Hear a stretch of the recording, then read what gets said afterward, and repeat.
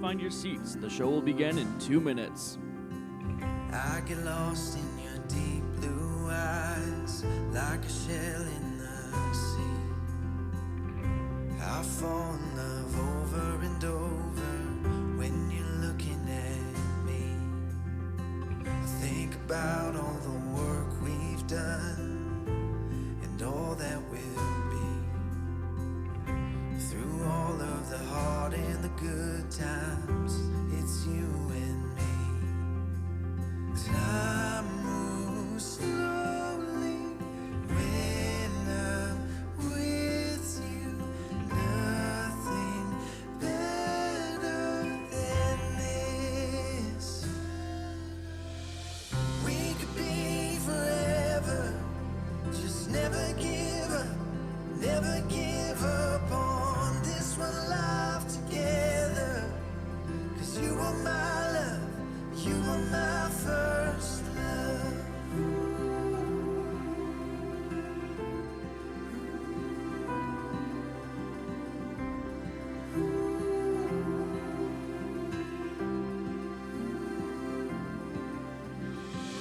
I remember when you told me I was the one. Through the years as we picked up the pieces, our love stayed strong. Time moves slowly when I'm with you. Nothing better than this. We could be forever. Just never give up. Never give up on this one life together. 'Cause you are my love, you are my first. We could be forever. Just never give up, never give up on this one life together. 'Cause you are my love, you are my first love.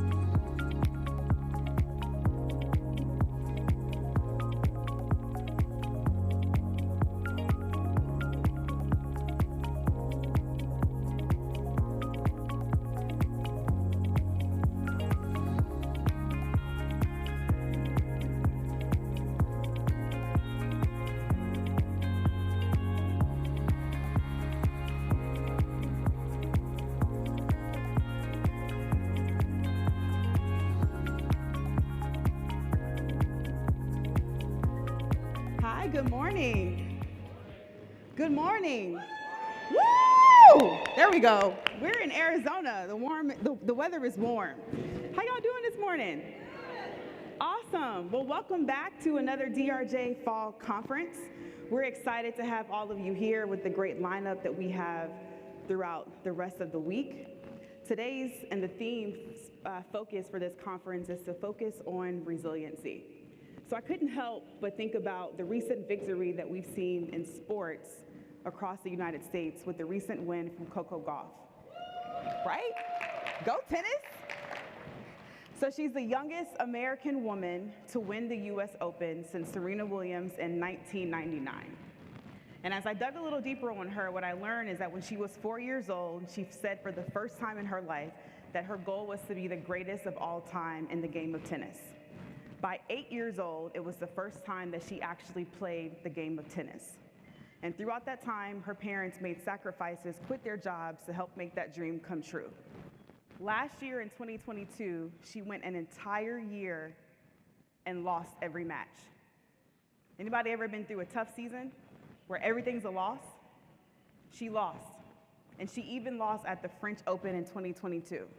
But what I love about her story was that didn't stop her. She revamped her coaching team and got back to work.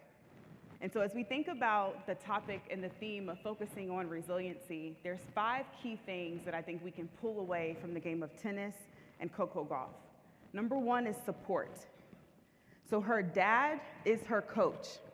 He's the one that develops her, that trains her, that gives her guidance, and holds her accountable. Her mom is her support system. That's who she goes to cry to lean on, to talk with when she can't speak to her coach. And in life, we have to have a coach, but we have to have support. And it's good sometimes that those worlds don't intermingle. But the most important thing about those 2 people is that they believed in her. They believed in her when she didn't believe in herself. So the question is, for all of us in here, who's our support system? Who's your coach? Who's your mentor? Those are 2 different things. Who's your sponsor? Who's bringing you into spaces or tables that you're not in? And if you've reached a certain point in your career, who are you coaching? Who are you mentoring? Who are you developing? The second thing I think we can take away from tennis is to have a winner's mindset. Coco's dad taught her to uplift her body language on the court. How you walk in, your shoes, your attire, the way you feel about yourself, it's saying something, right? When you're frustrated with yourself, you can't perform, whether you're in sports, in business, or your personal life. Serena and Venus Williams. So I learned that Serena was actually not the best player. Her sister Venus was. So Serena had to play Venus's warm-up partner, and that's how she became a better athlete. So she turned that negative into a positive. So how we present ourselves shows our winner's mindset. So question for you for your programs. Do we have a winner's mindset for our programs? When we walk into a room in the companies that we serve, what's the mindset? How are we planning on winning that game every single day?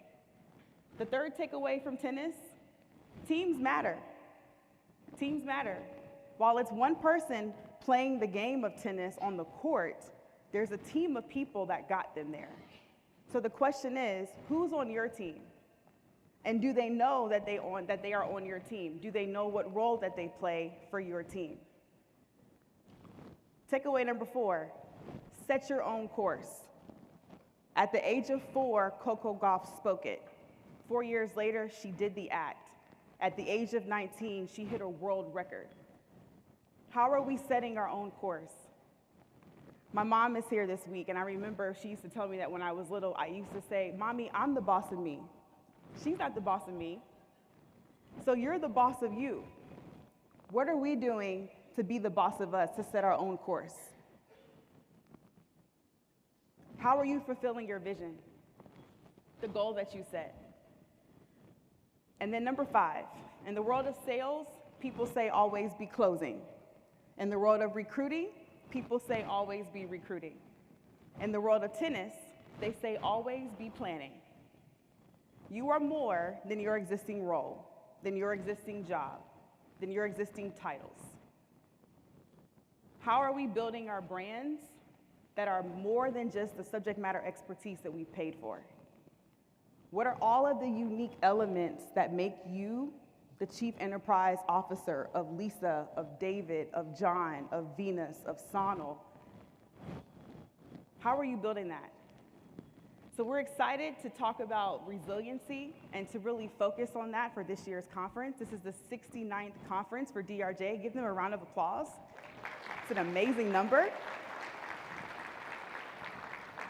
We have over 450 attendees, 200 speakers, 650 plus registrants, and then another 100 plus people that are attending virtually. So hello to the virtual audience. We also want to provide a huge thank you to the sponsors. You can see them to my right and to my left that have allowed DRJ to bring this best-in-class conference to existence once again. We also want to make sure we take some time. For those of you who are on the executive council and the editorial advisory board, if you could wave your hand so that the audience knows you guys. This is a great group of people that help DRJ to move their mission and the vision forward for their company. In case you have help, outside of screaming help, that's helpful, the help desk is right outside, so please also make sure you use the Cvent mobile app to get the latest updates for the program across the week. Many of our speakers will be using Cvent for you to ask questions, do polls, and interact with the audience. So it's going to be really important that we follow instructions so that we can be an active participant. So if you want to ask questions, go to Schedule within the app, and then select the specific keynote session. Scroll to the bottom of that session page in the app, select Live Q&A, and then enter in your question. The only way you're able to do that is if you add the question in order to access the Q&A section. All right, so today is also 9/11, and I'd like for us to take a moment to remember what has transpired in our country over 22 years ago. And so if I can ask everybody to please stand with me. Before we get started today, we want to ask everyone to join us as we remember and pay tribute to the lives that were lost on September 11, 2001, 22 years ago.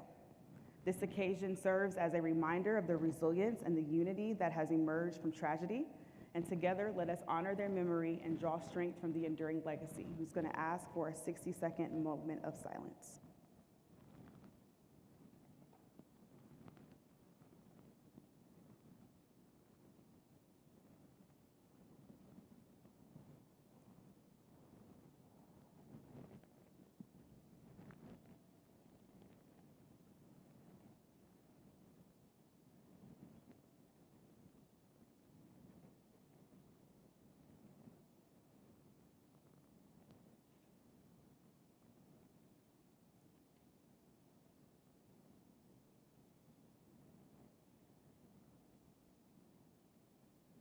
Thank you. You all can be seated.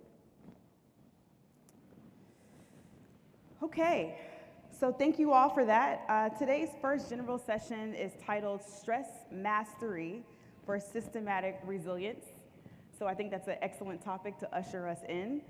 Those of you who may have come to previous conferences have probably heard our first speaker this morning. I'm excited to introduce Dr. Heidi Hanna. She is the Chief Energy Officer of Synergy Brain Fitness, a company that provides brain-based health and performance programs to individuals and organizations. She's a fellow with the American Institute of Stress, and she has been an instructor at Harvard Extension. She's a New York Times best-selling author who has written 7 books, including The Sharp Solution, Stressaholic, Recharge, and What's So Funny About Stress. Please give me a warm welcome with Dr. Heidi Hanna.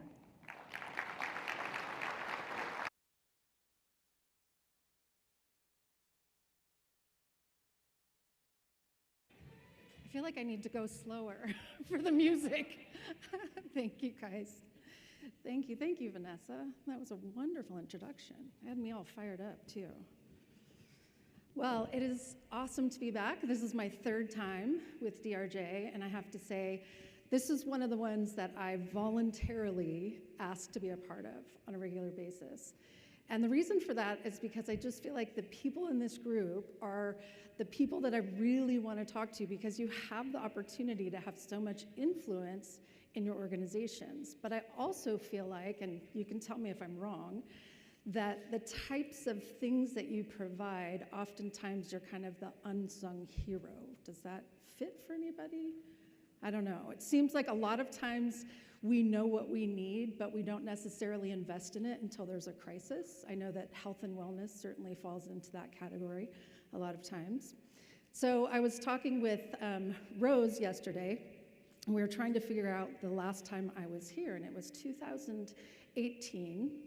And then I came back and did a longer deep dive workshop.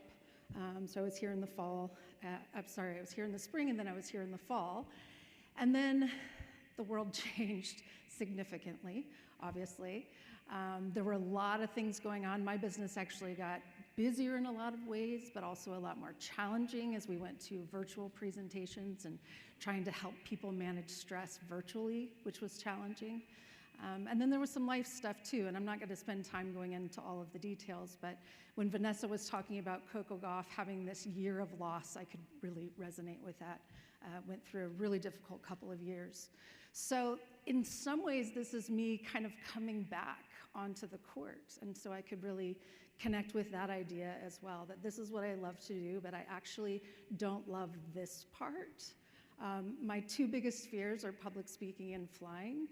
So I'm a little nervous, but I keep telling myself it's just excitement because they feel the same way, trying to convince myself of that.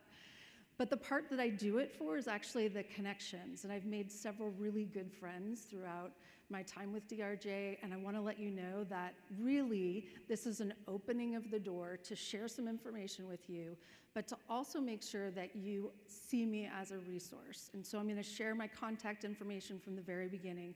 I would love for you to ask questions and actually do that on the app, because I'm going to save some time at the end for questions. But if they don't get answered, you can reach out to me directly. You can talk to me after this session, and I will also be around during lunchtime if you want to have additional conversations. So I decided to call this systemic resilience because to me, the system is really what's so important. And not to put down programming, because I create a lot of content and do programming, and that's very important. But the programming only works as well as the people who are receiving it are able to understand it and implement it. Obviously, that's why we do training exercises.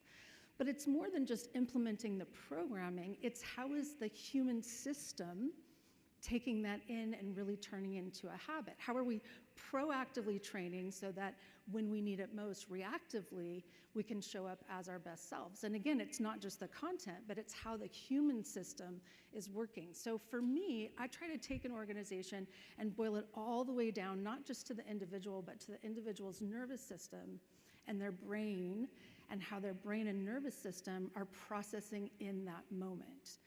And so what I'm going to talk about today is really looking at how does stress and trauma and crisis and all of these things impact the brain and the nervous system in the short term, as well as over time. And how can we be thinking about that more proactively in our programming so that we're not just talking about what to do, but how the system can prepare in order to do it most effectively.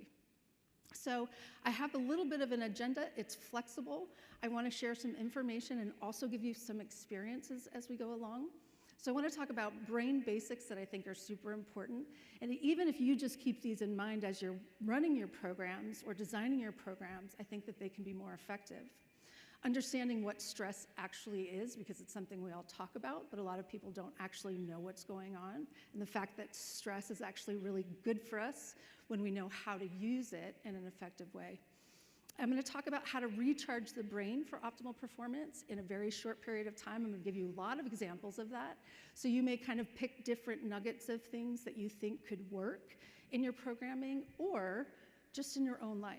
In fact, I would love it if you kind of put programming to the side and just thought about yourself first and ways you can improve your own energy so that you can do your job more effectively, but also enjoy your life a lot more. And then ultimately end up with what I call a recharge toolkit. So you're all going to have access to a handout. It is super simple, so you don't have to use this format, but it may give you an idea of something that you could put together and use. And by the way, use it as much as you want, share it with whoever you want. You have permission to do all of that. And if I can help you in that process, obviously let me know. My email's there so that you can reach out to me as well. Now, it's interesting because I show this slide in all my presentations, but I've never been in front of a group that's probably like, yeah, seen that before. And this is a disaster recovery curve. So you've probably seen this a million times. The reason I started sharing it is because a lot of people don't understand the process that happens after a significant event. So we see that impact, but then we also see emotional highs start to increase. So that's what you see along the left-hand side, the up and down there, is emotional highs. So right after impact, there's an emotional high that we experience that helps us to try to take care of the situation, which makes sense. So at first it may be heroic, I'm gonna help everybody out. It can turn into a honeymoon phase, we're all in this together. but we can only sustain that for a certain period of time. So that's when things start to shift. It's not that people lose interest in helping other people out, it's just that we physically can't sustain high levels of energy over a long period of time. So Vanessa mentioned 9/11, and I think it's fascinating that here we are on the anniversary of 9/11. I was actually on a plane on 9/11 and ended up getting stranded. I was going from Pittsburgh to Orlando, where I lived at the time, and got stranded in Chicago for about a week trying to make my way home. And by the way, I already had the fear of flying before all of that happened. So feeling very out of sorts, not knowing what to do with myself, I remember seeing the kindness of people that I had never seen before. And I don't know if others of you had that experience, but I was shocked. People gathering in the hotel bar, sharing conversations. We just got right to the super personal. And people were sharing rides to get home to where they needed to go. And I remember in that moment thinking, I don't want the crisis to happen, but I wish we treated each other like this all the time. And so that's that kind of emotional high that we can get, and we can tap into that. But the part that concerns me more is what happens when that starts to taper off. And so you can look at something similar, and this was done with my research team, looking at the impact of stress on the brain and the nervous system during COVID. Now, this is a population of employees, by the way, so this is not a clinical population. This is the world's largest database of brain research that's been standardized. And so we saw, as we would expect, stress levels kind of go up and down, and ultimately over a period of time go back to where they were before. But the part that really interested me, and still does to this day, is that we also looked at post-traumatic stress disorder symptoms. Again, these are not clinical diagnosed people, but these are people showing the effects of post-traumatic stress, and that increased over the same period of time, 83%. So it's expected that if we have the high stress levels of anxiety and tension and adrenaline that help us to go out and help people and take care of others, that's going to come down at some point. And people start to feel fatigued and lethargic and lack passion and maybe even feel depressed. The hard thing about that is that they don't necessarily connect that with what they've just gone through. And now they're in the workplace and they're feeling weak and they're feeling bad. And we'll talk a little bit about the symptoms that are most common in the workplace that people experience. So my kind of number one passion right now is just to help people understand that we are still tired from what we've been going through, and there's always something else. It's not just COVID, it's not just 9/11, it's just not politics and race relations and the economy, just stressing me out just talking about all of those things, but there's always something coming. So life ends up kind of going in these waves that we can either push against or we can use to fuel positive change, and that's a very different way of utilizing stress. In fact, during COVID, I was living in San Diego, and I would go to the ocean in between my virtual presentations, and this is something that always came back to me, that you can't stop the waves, but you can learn to surf. I'm not a surfer, but I like looking at the waves, and I like watching the surfers, and the analogy of this really resonated with me. The waves are coming. Do we push against them? Do we ignore them? Do we push them away? Or do we actually lean into them and learn what they have to offer? I see stress that way. Stress is just energy and information that can be used to fuel positive change, or it can become overwhelming. And so what makes the difference in those two things? Obviously, mindset is a big part of it, but it's so much more than that. So we're going to unpack that a little bit. But before we do, I want to do one of the quickest, easiest ways to recharge our brains. It's early in the morning.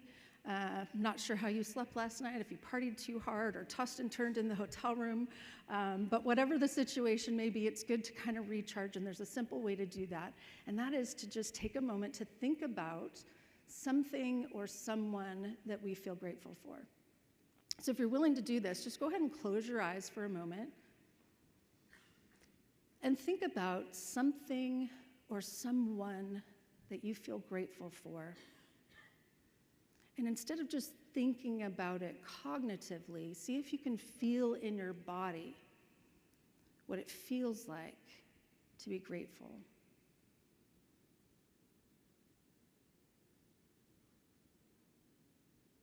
Okay, and you can go ahead and open your eyes. And I know we have a short period of time, but I think it can be really helpful. In just 30 seconds, and I'm going to keep us to this, I want you to turn to someone next to you and share something that you feel grateful for. So don't get into a long conversation, but just quickly share something you feel grateful for with someone next to you.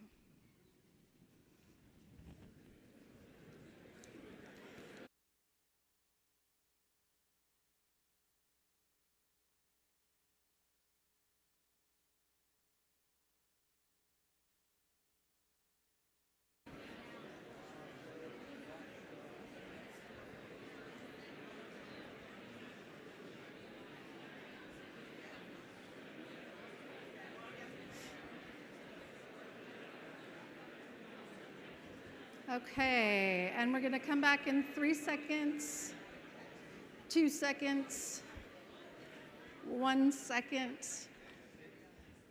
All right, hopefully you had a chance to share. It's always fun for me because the energy of the room just starts to go up. So we take a quick break, 30 seconds, come back.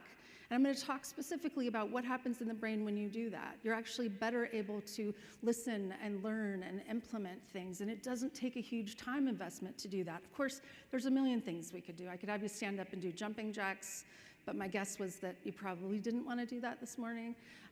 We could spend time in nature. We could use aromatherapy. We could do some stretching. There's all sorts of things. But the point is that it's necessary because the human system is designed to oscillate. So what exactly is stress? We deal with all sorts of different types of stress. And if we were in a smaller group and doing a workshop, I'd have you actually share with me what your thoughts are on what stress actually is. And typically what I hear is things like worry, anxiety, tension. Sometimes people are specific, like family or work or finances. But all of those things are either symptoms of or causes of the experience that we have. It's not actually what stress is. So I want to dig into that a little bit more so we can understand. Of course, we have to understand it if we're going to manage it. And then my point is we don't want to manage it, we want to master it. Managing tends to be pushing it around or pushing it down. Mastering is using it as fuel. So I mentioned this, how does this show up at work? The typical things that we see are going to be difficulty concentrating, taking longer to do a task, difficulty thinking, reasoning, deciding, putting off challenging work, which tends to be my favorite of the 6, difficulty juggling tasks or prioritizing, and fatigue. Now, this is not a survey, by the way, but many times people will say, I have all 6 of those. And that is very common, by the way. The thing to me is that just because this is common and what we might call normal does not mean that this is the way we have to be going through life. These, by the way, are all symptoms of a PTSD type experience or overwhelm, having more to do than we can possibly get done in the day. So I did a survey of about 35,000 people, and I was looking at what the #1 cause of stress was for most people. And you could probably guess what it is, but it wasn't nutrition, it wasn't fitness, it wasn't sleep, it wasn't a long commute, it wasn't the things we tend to think of, family, finances. The #1 thing was the feeling that there's not enough time to get it all done. Now, raise your hand, you can do it just a little bit, if you have this experience on a regular basis, that there's not enough time to get it all done, okay? Super common. So what happens when we wake up in the morning and we have that sensation that there's not enough time to get it all done? The brain puts us into a chronic stress state for the rest of the day, unless we do something to shift it back and to say there is. Now, there isn't enough time to get everything done that you want to get done or that you feel needs to get done. Would you agree with that? Like, there's not enough time for most people. So part of it is the acceptance that there just isn't enough time to get done what we all want to get done. Once we accept that, then we can go through our day. In fact, for a long time, I put a Post-it note on my computer, and the Post-it note said, there is not enough time to get it all done today. Deal with it. Because there's this constant talking in our head that keeps pushing us or saying there's not enough or that we're not enough or that we don't have enough. And a lot of what needs to shift is the enough. What is enough? So for a while I did what I called an enough list. because as an entrepreneur working by myself, there's always more stuff I could do. So I would go to bed at night with a to-do list that was 3 pages long. So what I started doing was an enough list. If I get these things done, that is enough. Now, I could do more, but I felt like I had accomplished what I really wanted to in a productive way, instead of constantly feeling like, I gotta get this done, I gotta get this done, I gotta get this done, which is that chronic stress state.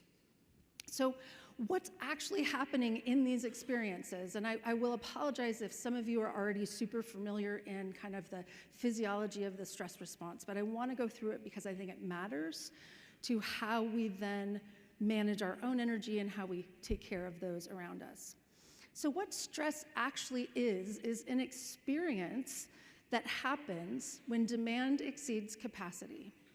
So anytime demand exceeds our capacity, the brain perceives that as an emergency situation that needs to be solved. And so we have chemical reactions and behavioral shifts and all sorts of things that happen in order to bridge the gap between demand and capacity. Now, in the moment where you'll see on that chart there, stress is initiated, this is all really good for us, and I'm gonna explain why that is in a moment. If the building is actually on fire and we hear a fire alarm, we want adrenaline and anxiety and hyperfocus and all of those types of things to get us to safety. And as long as it happens within about 30 minutes that we alleviate what's causing the stress, then we actually have benefits from that. So exercise is stressful, but we get benefits. Certain types of vaccines or flu shots can be beneficial because we have something that breaks us down and then builds us back up again. So those are all positive. The problem is when stress load continues over time, and that's when the brain finally says, this is not going away anytime soon. So as demand continues to go up, you see capacity drop quickly. And this is where that overwhelm and overload and chronic stress issue comes to be. Now, we know through research that about 75 to 90% of medical visits are actually stress-related. That comes in that stress load section because of what's happening in the brain and the body. It's not the big things that happen. The big things that happen, we are incredibly resilient to. It's the nagging everyday type of stuff that causes that stress load that when something happens, we're not able to cope effectively. So to me, systemic resilience is not just about training for what we do when the experience happens, but how do we prepare ourselves as individuals as well as a community so that when that happens, we have the best resources possible. And by the way, it's the same thing we would do in a peak performance training program or a weight management program or an Alzheimer's prevention program. It's all the same stuff to make sure that our system is resilient. So the two primary types of stress we've talked about a little bit, but just to give you specifics, and by the way, the slides are available for you, so feel free to download those on the app, and if you have any challenges with that, feel free to send me an email as well. Actually, that'd be a lot of emails. Maybe email someone else, and then I'll respond to that. Email me about questions or any of that kind of stuff. Technical stuff, maybe not so much. So acute stress, you've got this adrenaline, heart rate goes up, blood pressure goes up, immune function actually goes up, memory, focus, attention actually goes up. So these are all really positive things, and we actually want those to happen in a threat situation, in a real threat situation. The challenge is over time, that system changes. So we have an increase in cortisol, which has been shown to actually kill brain cells in the brain, reshape, rewire how the brain works, which I'm going to show you in a moment. Stress on the cardiovascular system, glucose stored as fat, primarily around the abdominal area. Immune function goes down, memory goes down, focus and attention goes down. So a lot of times when people come up and ask me about things like Alzheimer's or ADHD or other things that they're experiencing, I can almost always tell them they're trying to do more than they can. They're in a chronic stress state and their brain's not operating effectively. It's not that you actually have a disease or disorder, it's just that your brain is rewiring itself to work in this pattern based on what's going on in your life. So one kind of key takeaway, if you take nothing else, is that everything in life oscillates. Everything's supposed to oscillate. Heartbeat, brain waves, blood sugar, everything does this. And if you go to a hospital or a doctor's office and they hook you up to a monitor and you see this, what does that mean? Yeah, don't mean to make light of that, but this is a problem. And yet most people get up, have some coffee, run out the door, they go. And by the way, if you're doing that with stress hormones fueling you, or sugar or caffeine, have a hard time falling asleep at night. Does anyone go to bed tired and wired at the same time? I know I do. So what that's telling you is that your body's tired, but your brain is still on high alert. And so we often use sleeping pills or alcohol or something to come back down. So this is a very unnatural rhythm, right? Up, across, down. What we want to do is the ups and downs by taking breaks and recharging our energy and our batteries so that should something occur that really needs our attention, we're ready to do that. Also, I think important to all of you is that if we're doing this, we're a better listener, we're a better learner, we're a better implementer. So we can take the information and do something with it. We're not just trying to pack on programming and learning and training exercises onto a system that can't absorb that. So to me, the training and the programming should also include some of this proactive, how do we become more resilient along the way so that when that happens, we're going to be most effective. And I'd say again, it's the same thing I teach if I'm teaching leadership courses, peak performance courses. It's all the same. We want the system to be intact and working really well. So when we think about the brain and how the brain operates in all of this, there's three things that I think are really important, also coming from our research with the database, the large database that we have access to. So number one, the brain has one primary focus, which is safety. I think everybody knows that. We have 5 times more threat circuits in the brain than reward circuits. So we're all a little bit more negatively biased, but some people way more so based on life experiences and such. So we have to kind of consciously try to adapt the system to take in what's good. It's also why I did the gratitude exercise, is because we just get in the habit of going and listening and learning and doing and not really sitting and reflecting and receiving. Also appreciate Vanessa for doing that 60 seconds of silence as we started. I really enjoyed that, and it kind of gives us a moment to just reflect and be in our bodies. We have 2 modes of processing information, conscious and non-conscious. You're probably familiar with this as well. The non-conscious processing is about 95% of what your brain is doing.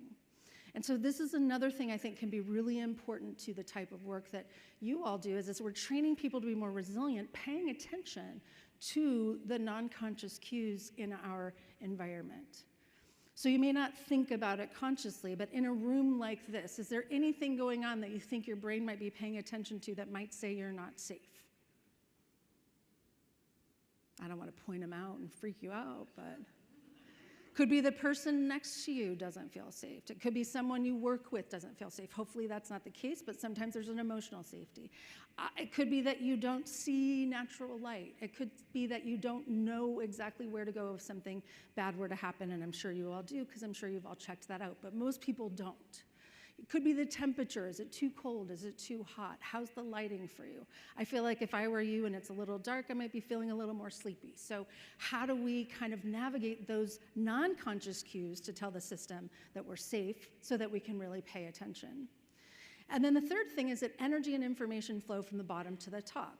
So those non-conscious cues of safety will come to the brain and the nervous system faster than anything you're hearing or thinking. And the reason this is important is because it shapes that. And so again, we can use this to our advantage if we actually know how to create a sense, and by sense, I really mean your senses. Heat, lighting, posture, texture, even smells and sounds, all of those types of things can adjust what the brain is actually paying attention to. So let me show you a quick video that's going to illustrate that for you.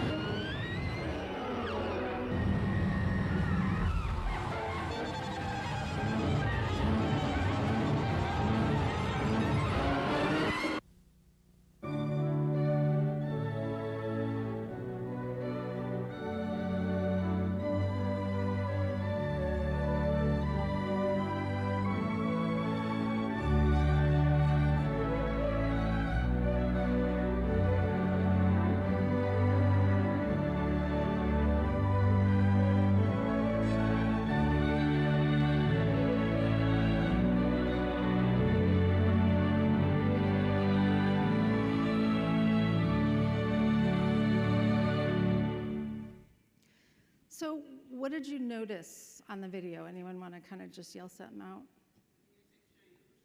Music change. Did you have a different experience in the two? I always laugh a little bit because having done this for a while, I always have some people that feel better in the first video than the second, and they usually live in New York City. So I don't know if that's anyone in here. Like, that feels like home. I don't know about that music stuff. That's San Diego or whatever. But there's a different experience for sure. And with the majority of people, we can actually watch and track what you're looking at. And you would notice different things in the first than the second video.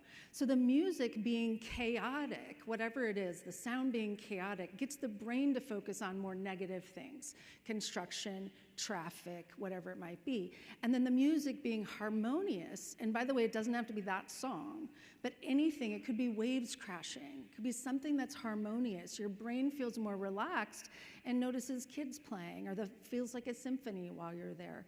And so it's interesting to me, the soundtrack, actually what's going on in the soundtrack, as well as the soundtrack of what we're saying to ourselves, can make a huge difference on what the brain is perceiving. And so there we have control over kind of how our brain is working and what our experience of that is going to be. Now, the next slide is going to show for you, I think, something that's really important. I know it is to me. Incredible work by Dr. Bruce McEwen, who unfortunately passed away recently. But he was the one that first found that cortisol could destroy brain cells in the hippocampus. So this is some of the chronic stress stuff that we saw. And if you're interested in this topic, by the way, I would highly recommend looking at Bruce McEwen online, because he has some videos and some wonderful articles that are really easy to understand, but get into the deep science of what's going on. So as someone who struggled with mental health throughout my entire life, I also have a condition called vasovagal syndrome, which means if I get too anxious, I will faint. Don't worry, I'm doing fine right now, so I don't want anyone stressed about that. But it started when I was 12 years old. Doctors couldn't figure out what was wrong with me. And so a lot of this research that I've done, and especially getting to know Dr. McEwen and other experts in the field, helped me understand why this was the case. First of all, some people are just stress sensitive. About 15 to 20% of the population is what we would call highly sensitive. And that can work both directions, by the way. They tend to be highly sensitive to stimulation, especially loud noises, bright lights, different smells. They also really like being in nature, tend to be a little bit more spiritual. So these can be positive things, but if they grow up in a stressful environment or they don't feel safe, they tend to overreact to the stress triggers. And so knowing if you or someone you're working with is stress sensitive can be incredibly helpful. This is kind of the focus of my research at this point, is diving into this more, because even though it's only 15 to 20%, that's a lot of people living in a highly stressful world who don't know how to navigate that. Also, if it's not you, there's a very good chance your child may have this, your partner may have this, someone you work with may have this, and it can be helpful to understand. So when we experience chronic stress, and this is for everyone, not just the highly sensitive people, we see atrophy or a breaking down in the prefrontal cortex, which helps us to think and judge and make rational decisions. Obviously, in an emergency situation, we want to make sure that this is online. The hippocampus is where we have memory and learning that also atrophies over time. We know that chronic stress can actually kill brain cells in that area.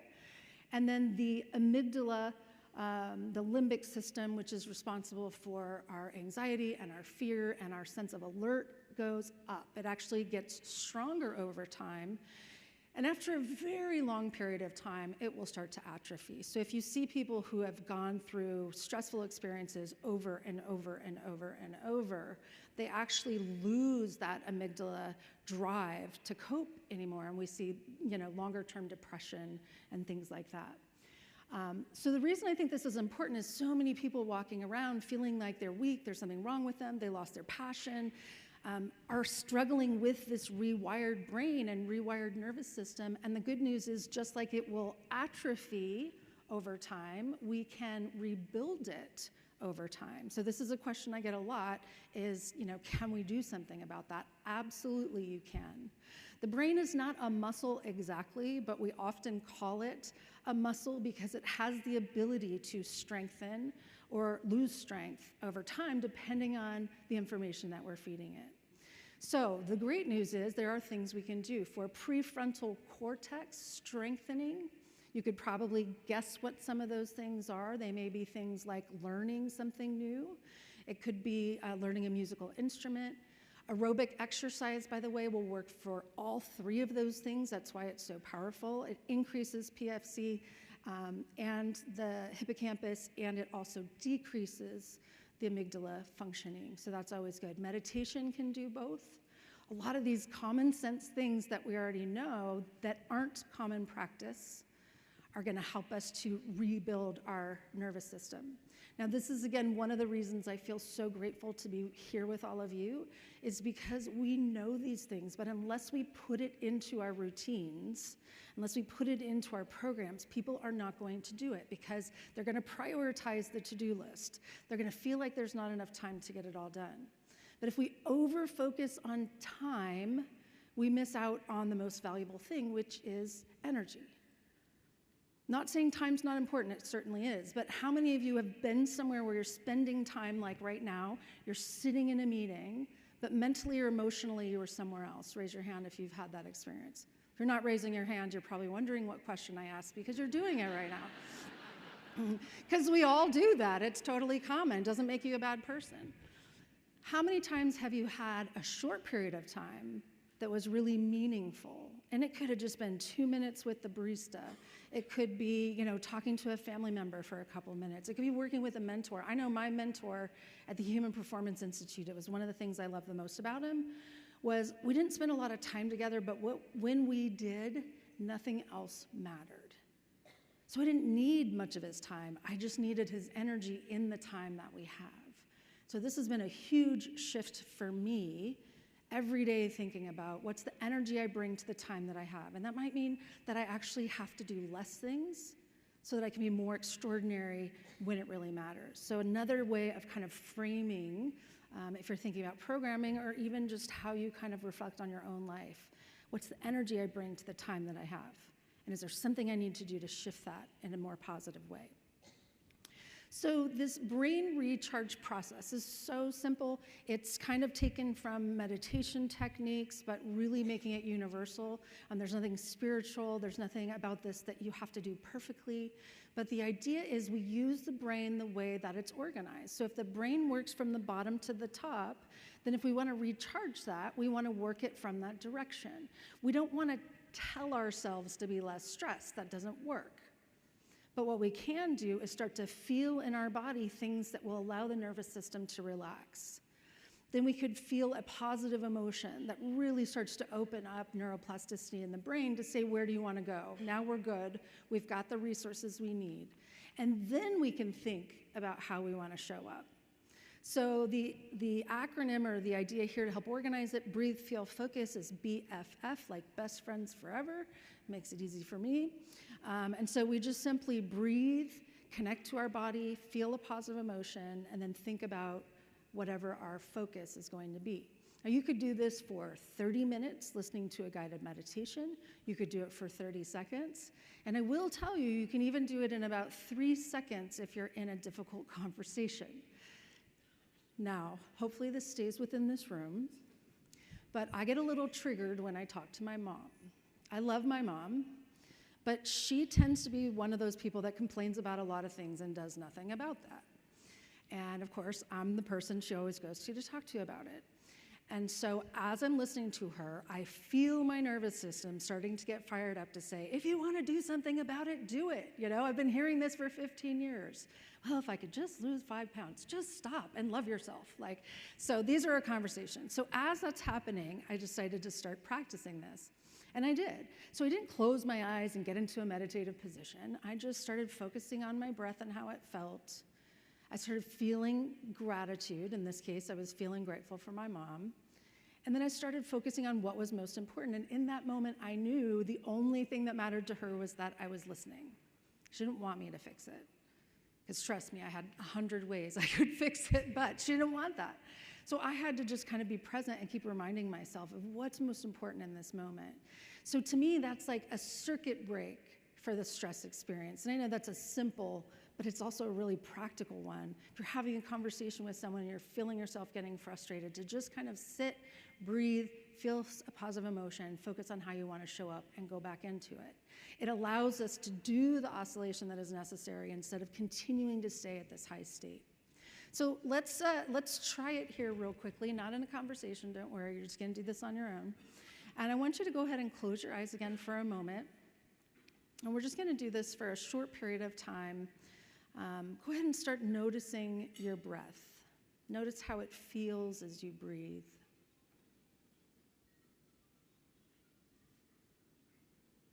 Notice as your chest expands and contracts.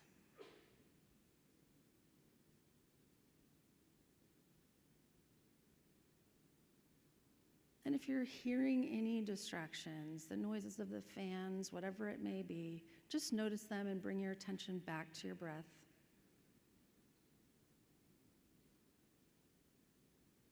And now, start to think about something or someone you appreciate. It could be the same as earlier, or it might be something different. And imagine the energy coming to the space around your heart for gratitude. Just notice how it feels. Allow that to relax your body.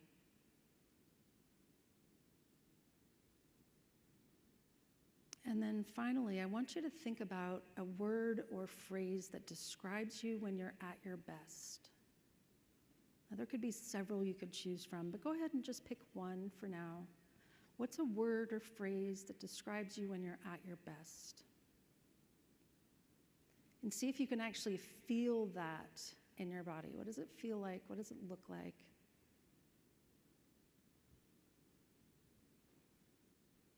Just continuing to breathe and relax.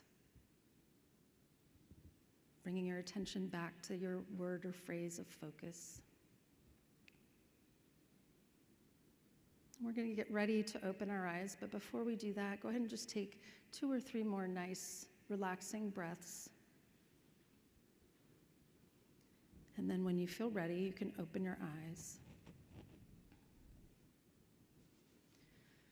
So for groups that I've worked with who get used to this process, it's really interesting. They're like, let's do a BFF before our meeting, or let's take a break and do a BFF. It doesn't have to be this, though. This doesn't work for everybody. But there's other ways to do this, which we'll continue to talk about. It could be a song that you play. It could be a funny video that you show. But the idea is spending a little bit of time to get the brain recharged so that whatever it is that we're doing together, our energy is showing up as fully as possible. So the last thing I want to talk about really actually came to me during the COVID experience. And it was a way that I coped with really severe anxiety that I had around presenting. And I think part of it was just the overwhelm of what was going on in the world, but part of it was I would look at a screen and I literally could not see the slides, and I was trying to deliver content to my clients. So I decided to really try to think more about what was going on at the core of that, because to me there's always 2 options. I can't do this anymore, so I need to just quit, or there's a lesson in this and I need to figure out what it is. And fortunately, I'm a curious person, so I always look for the lesson. So I came up with this idea of using stress for positive change. It's so simple, I almost feel silly sharing it, but I think the simpler things are, the easier they are to apply them to our lives. So the idea here is that we assess, appreciate, and adjust. We'll go ahead and put that slide up on the screen. Maybe? There we go. Assess, appreciate, and adjust. Okay, so very, very simple. You probably do things like this already, but this is coming to that point of what is stress trying to tell us? Can we use it for positive change? So with the assess step, there's a lot of ways you can do it. It doesn't have to be this way. But the first thing I ask is, what am I feeling? Remember, stress is not a feeling. So if you're experiencing stress, you're experiencing high heart rate, anxiety, whatever it might be, physical symptoms, then you want to start to identify those, but really what's at the core? Am I feeling scared? Am I feeling frustrated? Am I feeling angry? You know, you can look at a list of emotions if that's helpful for people to kind of identify, but you can also look at, where am I feeling it? You can totally skip this if that sounds too strange to you, but oftentimes where we're experiencing stress will tell us what it is. So is it in my eyes, in my sinus, in my throat, in my gut? Is it a headache? Is it muscular tension? Those things can all signify different emotions that we can unpack with people. And then probably most importantly, what value is being threatened? And this was the difference for me in being able to shift back and do my work.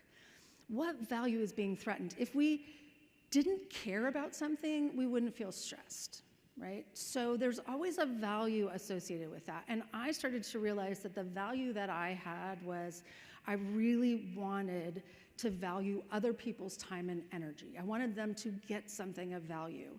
Now that may or may not be in my control, but once you can kind of identify what that is, then you can decide what steps to take to alleviate it. Instead of just saying, I feel stressed about a presentation, there could be a lot of reasons for that. But what is it that's causing the stress? Because once we do that, then we can actually go to appreciate. This is the most important. I feel like most of the time we assess and then adjust.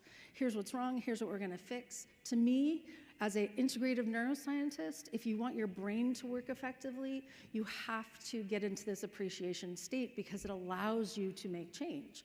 So why is the value important? What strengths do I bring? What resources do I have? What do I feel grateful for? You don't have to answer all of those. But probably the one that works the best is, why is the value important to me? And does that matter? I mean, I thought about that and realized I could just go through these presentations, script them, no one would even know. But the value is that I genuinely care, and that's something I appreciate about myself. So I'm sure others going through stressful experiences would connect with that as well. I'm a father or a mother, and I care about providing for my family. Those types of things, if you stop and appreciate it, you actually have better wits about you to then do something with it. So then we go to the adjust phase, which is simply what would be most helpful right now? What's the smallest thing that would be most helpful right now? If we're stressed out, we're not going to want to necessarily go do a 60-minute workout. Sometimes we do. But is there something else, 5 minutes outside, stretching, aromatherapy, calling a friend, getting additional resources? But what's the thing that would be most helpful? If we have control or influence, we know that something solution-focused is best. So this is gonna help kind of deal with the situation. And if we don't have control, something emotion-focused is best, because one of them's kind of alleviating demand and the other's boosting capacity, and they're both gonna be helpful. And ideally, we do a little bit of both all of the time. So how do we kind of put all of this together and simplify it even more? I like to think of this as being the boss of your own brain. Vanessa talked about, I'm the boss of me. I thought that was so cute. How do we be the boss of our own brain? So our brain's not off like working and being hijacked all the time, but we can be intentional about it. Plugging in with a morning ritual is super important. So before you get up and check your phone, check your email, check your text messages, watch the news, any of that kind of stuff is putting more demand. You want to do something that adds to your capacity. And it can be the same simple things we've talked about before. The idea is that you're telling your brain that you do have resources. When I'm really struggling, it tends to be music, because I don't have to really do anything. I just lay back, listen to a few songs, and then I feel more prepared. Could be a guided meditation. There's so many different ones. I have one I listen to every morning, one I listen to every night. Mine happen to be about an hour long, which I know sounds like a huge investment, but that's how important it is for me. So for other people, it's going to be something else, getting exercise, spending time with your kids, whatever that might be. And then unplugging at night, super important, because you're setting yourself up for better sleep. So we know ideally an hour before bed, disconnecting from technology. If you want to listen to an audiobook, read a book on paper, something like that, but try to come up with something that gives you that disconnect between work and going to bed. And then recharging consistently throughout the day. And as I mentioned at the beginning, my thought here is proactive and reactive. So if proactively I'm doing these things to recharge my own battery, then when something happens, I can go back to these same techniques and it's gonna work a lot more effectively, just like the types of trainings and exercises that you all deliver. So this is a copy of the Recharge Toolkit. This is going to be available to you, I believe, on the app. And again, it's just very simply encouraging you to think about your day, trying to plug in with that morning ritual, evening unplug, and then a few recharge breaks throughout the day. This is something you can use with your team. This is something you can use with your family. People often ask, how would you kind of work through this with children? And it's the same thing, really encouraging them to take those breaks and do the things that nourish them instead of being in this kind of 24/7, constantly connected world that we live in. And with that, I'm going to share one more video, and then we've got quite a bit of time for questions. So if you haven't put a question in the app yet and you have one, please go ahead and do that now. And again, I'll make myself available a little bit later on. But before we get to questions, I want to share with you one of my favorite recharge exercises.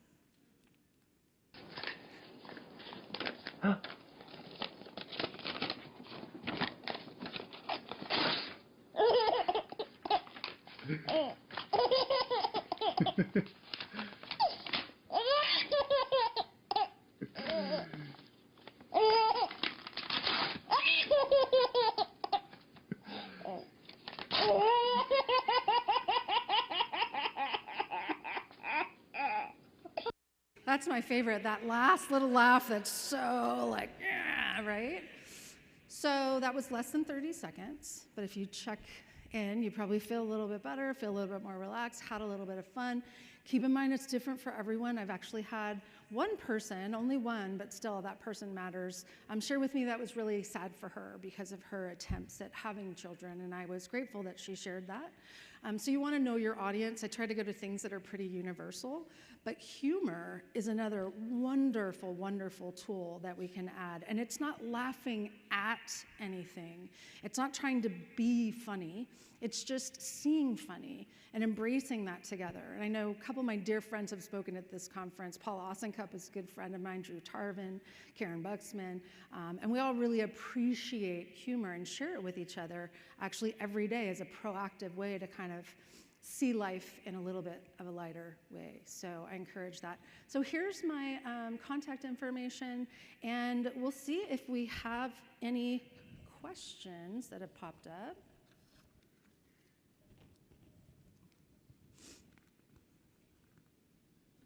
Oh, I don't like looking at that one. There we go.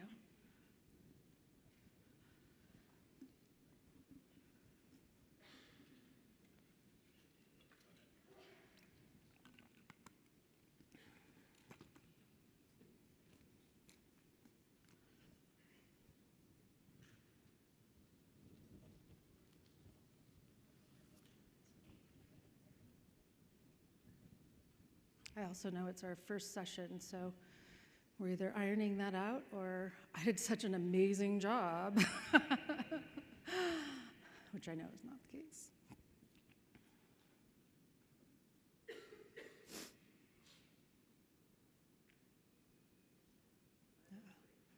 Bob went to the back. What does that mean?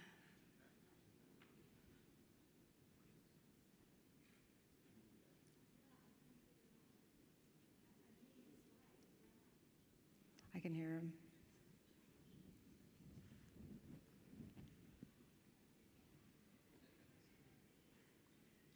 I always tell people, like, if you claim to be a stress expert, you should expect for something to go wrong so that you can demonstrate how calm you are. Are we good? No questions? We could do live. Does anyone have a question? Did anyone post a question? There are a few of them on there? Sure. Okay, I think I heard this right. How much does diet affect stress? Huge. It's a huge component, of course. And so what we consume and the foods that we eat actually can be stressful. In one of the books I wrote called Stressaholic, I talk about the 7 most stressful foods. And the way we know if a food is stressful is really based on our autoimmune response, so if it causes inflammation. So the easiest thing to recommend is that you try for an anti-inflammatory diet, which sounds a lot more technical than it is. It's plant-based, which doesn't mean you can't have animal protein, but really plant-based, natural foods, things your grandmother's grandmother would recognize as food. It's another one of those kind of common sense things as well. The one area that's kind of been interesting lately in the research is fasting, because for a long time we said you should eat every 3 to 4 hours to sustain blood sugar levels. And that may still be helpful for most people, but we also do know that intermittent fasting can be helpful, which is essentially typically not eating before around 11 and then quitting around 7. But there's a couple reasons that that's helpful. It may not work for everybody. One is that you're limiting the time frame that you eat. So you're not necessarily going to consume as many calories. You're also going to lose a lot of empty calories through things like alcohol in the evening or sweets in the evening. But the idea with that is every time you eat, you're causing some inflammation. So if you eat less often, that may be helpful as well. But certainly one of the biggest triggers for the stress response is running out of food. It's kind of like if you were stranded on a deserted island and you ran out of food, you don't want to be patient, loving, and kind. You want to kill someone and eat them, you know? So I always say, make sure you're paying attention to what works for you. And again, anti-inflammatory diet has really been shown to be the best. Mediterranean diet is an anti-inflammatory diet as well, and is shown to be the most beneficial for things like Alzheimer's and dementia and kind of reducing that for people. I think the bigger issue is what we stay away from, staying away from high-fat foods, high-sugar foods. I think the 7 most stressful foods I had were wheat. Doesn't mean you can't eat it. Just know that it's causing some inflammation. Wheat, corn, soy, dairy, sugar, artificial sweeteners, and peanuts. And some people were like, that's my whole grocery cart, So again, doesn't mean don't eat them, but if you can keep that to 20% and make 80% other things, especially produce, that would be awesome. Thank you for sharing that question with me. Was there another one on there, or was that the only one? Oh gosh. How do you move past anxiety, apathy to get to action? And I don't know if this is for the person in particular or trying to help someone else. To me, that anxiety, apathy is so similar to what we talked about with getting to that point of kind of depression. I mean, we either have anxiety in the moment where we feel totally stuck, or to me, anxiety, apathy is kind of like after so long, we start to lose that and feel more fatigued. So if I don't answer it correctly, Todd, you can come chat with me more. And I'd still go back to the same types of things. We always want to circuit break what's going on. So as someone with vasovagal and panic disorder, I know in the moment what works for me. I put really cold water on my hands, and that helps my nervous system kind of just shock it back. Sometimes we need to just lay down and get the blood flow to our head. Sometimes a change of environment, spending time in nature. I tried that this morning. I was like, I'm going to go outside and get a breath of fresh air. And I was like, it's too hot. So depending on where you are. But a lot of times it's just circuit breaking what's going on. The other thing is sharing social support, I'm here with you. You're not alone. That's a big part of anxiety, is feeling out of control, uncertain, or alone. So anytime we can help to alleviate those, that's going to be helpful. And as far as kind of the apathy of it, I think a lot of times we just need to recharge our own battery. When it comes down to it, we need to do more things that are enjoyable, pleasurable, take a break, do something fun. I think we kind of push those off to the side too often. Where can we learn more about stress sensitivity? Yes, gosh, Jack, I would love to talk to you more about this one, because as far as I know, no one is doing this work yet in the business space, and I think it's really important. You can find out more about stress sensitivity. I actually have a website that's called stresssensitive.com, but it's just one of those kind of free things. I put information, so it's not super efficient. But there's also Dr. Elaine Aron, spelled A-R-O-N. And if you go online and just look up highly sensitive person, you'll see her work. And lots of research. It's called different things depending on your perspective, if it's psychology or neuroscience. It's why I call it stress sensitive, because I want people to understand that this is just really a commonplace thing that happens to these individuals. I would love to look at how we work on our programming to identify and help these people, because the challenge is they're going to be your best resources in times of crisis, or they're going to be your toughest people in times of crisis. They're the ones that tend to step in and help when they're doing well, but they're the ones that will get overwhelmed and almost motionless if things aren't going well. So it's kind of both ends of the spectrum there. Okay, any other questions? What strategies do you suggest when stress is linked to lack of trust of peers, trust of managers, trust of leaders, etc.?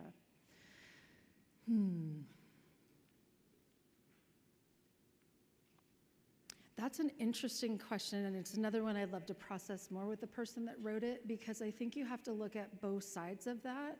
I'm not sure, because I'm not in the situation, and if I were, I'd try to evaluate, is it really a leadership issue, or is it really the individual level who's having an issue with trust? Because we have to realize that obviously people bring in all of their past experiences. So it could be a person or people are struggling with trust and leadership really can't do anything to change it. Or, and in that case, we're really working on coaching the individual, or there's a systemic issue around trust that we need to unpack and see how to improve that. Usually it comes down to communication. That's just, again, a kind of a common sense thing. But there are some organizations that really, for the sake of the organization, can't communicate everything. So there's a way, I think, that we can work on our language and our communication to help employees feel that they're in a better space and that they can trust the people. And again, that's because it's so specific to an organization. I'd probably have to unpack it a little bit more to know the best suggestions. But I do know that's a very common concern. And I've worked with some companies on that, on improving that. How can you leverage recharge when you've reached your limit and normal actions aren't working?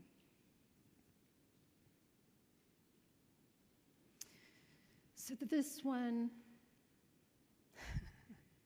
this is a tough one to answer, because there's a lot of ways to go with this. I feel like I'm going to set up a booth and have people come talk to me so I can understand a little bit better. It's not therapy, but because I've been there, so I would say, like, I had to take a sabbatical and move into my mom's house because I was in a really bad place, you know. Most people don't have to get to that point to recharge, but sometimes they do. Sometimes people have to get a different job. They're just not in a job that works well with their strengths. And I always say at the beginning of a presentation with a company, like, I'm just going to apologize ahead of time if people leave their jobs, but if they do, it's better for the organization too. This person wasn't in a good fit for them, and I think that that's really critical. If it's really just physical, then it might be important to see a physician and make sure, you know, there's nothing going on with food allergies or sensitivities or hormonal things that could be going on. So there's just so many different layers to that. I think there are options available, and hopefully that person, or if they're talking about a friend of theirs, knows how to kind of unpack that a little bit more. But again, I will be around. I'm doing a podcast today, I think at 11 something. After that, I will probably go to the DRJ booth. So if anyone's looking for me, I will try to be there so we can have more conversations. And we've got just a couple minutes left. A couple tips on best meditation practices, please. Oh God, this is an easy one. Thank you. I love meditation, but I didn't always. And I think a lot of it is because I had a misconception of what meditation was. So I started doing some research and doing some trainings. There is no perfect way to do meditation. Essentially, meditation is getting to a state where you allow yourself to be fully present in the moment. And there's two kind of primary ways to meditate: open or closed or focused. So an open meditation is typically called mindfulness meditation. And you sit there and you breathe and you let whatever thoughts happen to come to mind kind of come and go. And we often say, watch them like, you know, clouds passing by. To me, this is the most excruciating type of meditation there is, because your brain is just kind of, it's almost impossible to control unless you've been doing it for a long period of time. A focused or closed meditation starts similarly. You're focusing on your breath, you're getting relaxed, but then you're inviting your brain to focus on something and continuing to bring it back. So it could be a sound, a mantra. You could be listening to guided meditation. I mean, I've been doing this now for over 10 years, and I still listen to a guided meditation because I want someone else to guide me through the process. And I just get into it really quickly now. When I go to bed, I listen to one. I only listen to like 5 minutes before I fall asleep. And if I wake back up, I turn it on and same thing happens. So I think the key is to find something that you enjoy. There's a lot of free apps out there. I know I have like 5 meditations on Insight Timer, which is a free. There's Calm, there's Headspace, there's all sorts of stuff. But if you don't like it, it's not working for you, try something else. You can also do moving meditation. For a lot of people, exercise is meditation. But in order to do it as meditation, you don't want to be reading or watching TV or listening to loud music. You want to be fully present as to what's happening in your body. So I would say those are the biggest things. And then you can use different tools as you go. Aromatherapy can be really helpful. And there's a lot, I've done a lot of research on that as well, a lot of different scents that you can use to change your nervous system depending on if you want to be more awake, which like peppermint is wonderful for that, or if you want to be more calm and relaxed, things like lavender. So there's a few ideas for you on meditation.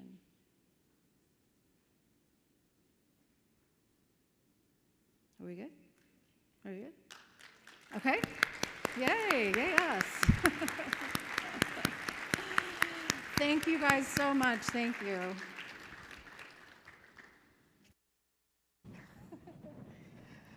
That was an amazing job. Let's give her one more round of applause.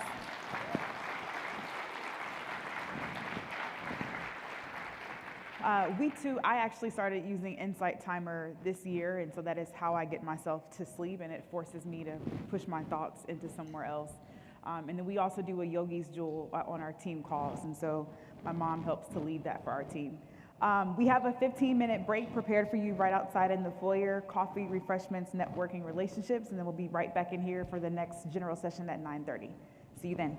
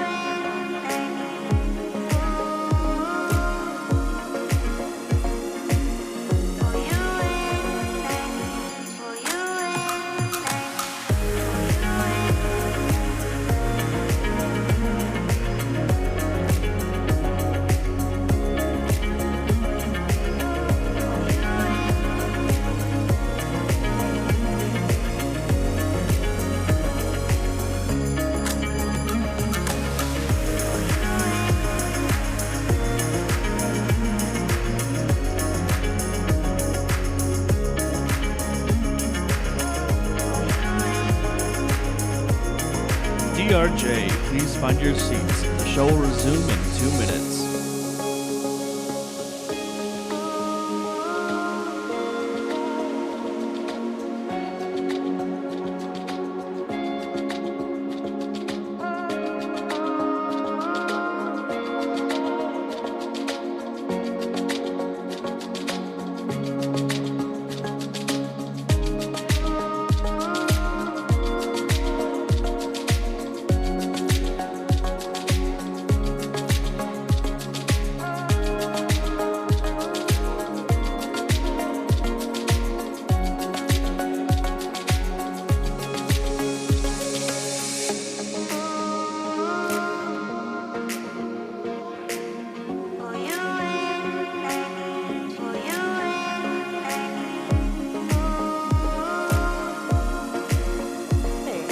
Okay, everybody back?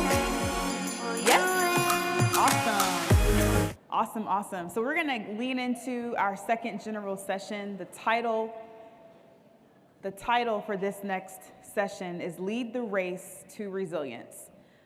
This session will explain how to set up an enterprise resilience structure that allows you to plan, predict, and respond to disruptions and critical events. I'll go ahead and introduce our second speaker for today. Frank Shultz is the founder and CEO of Infinite Blue, a leading provider of enterprise resilience solutions that has brought innovative platforms to the market. Frank is focused on utilizing technology to be a force multiplier for resilience in organizations. Introducing to some, reintroducing to others, Frank Shultz.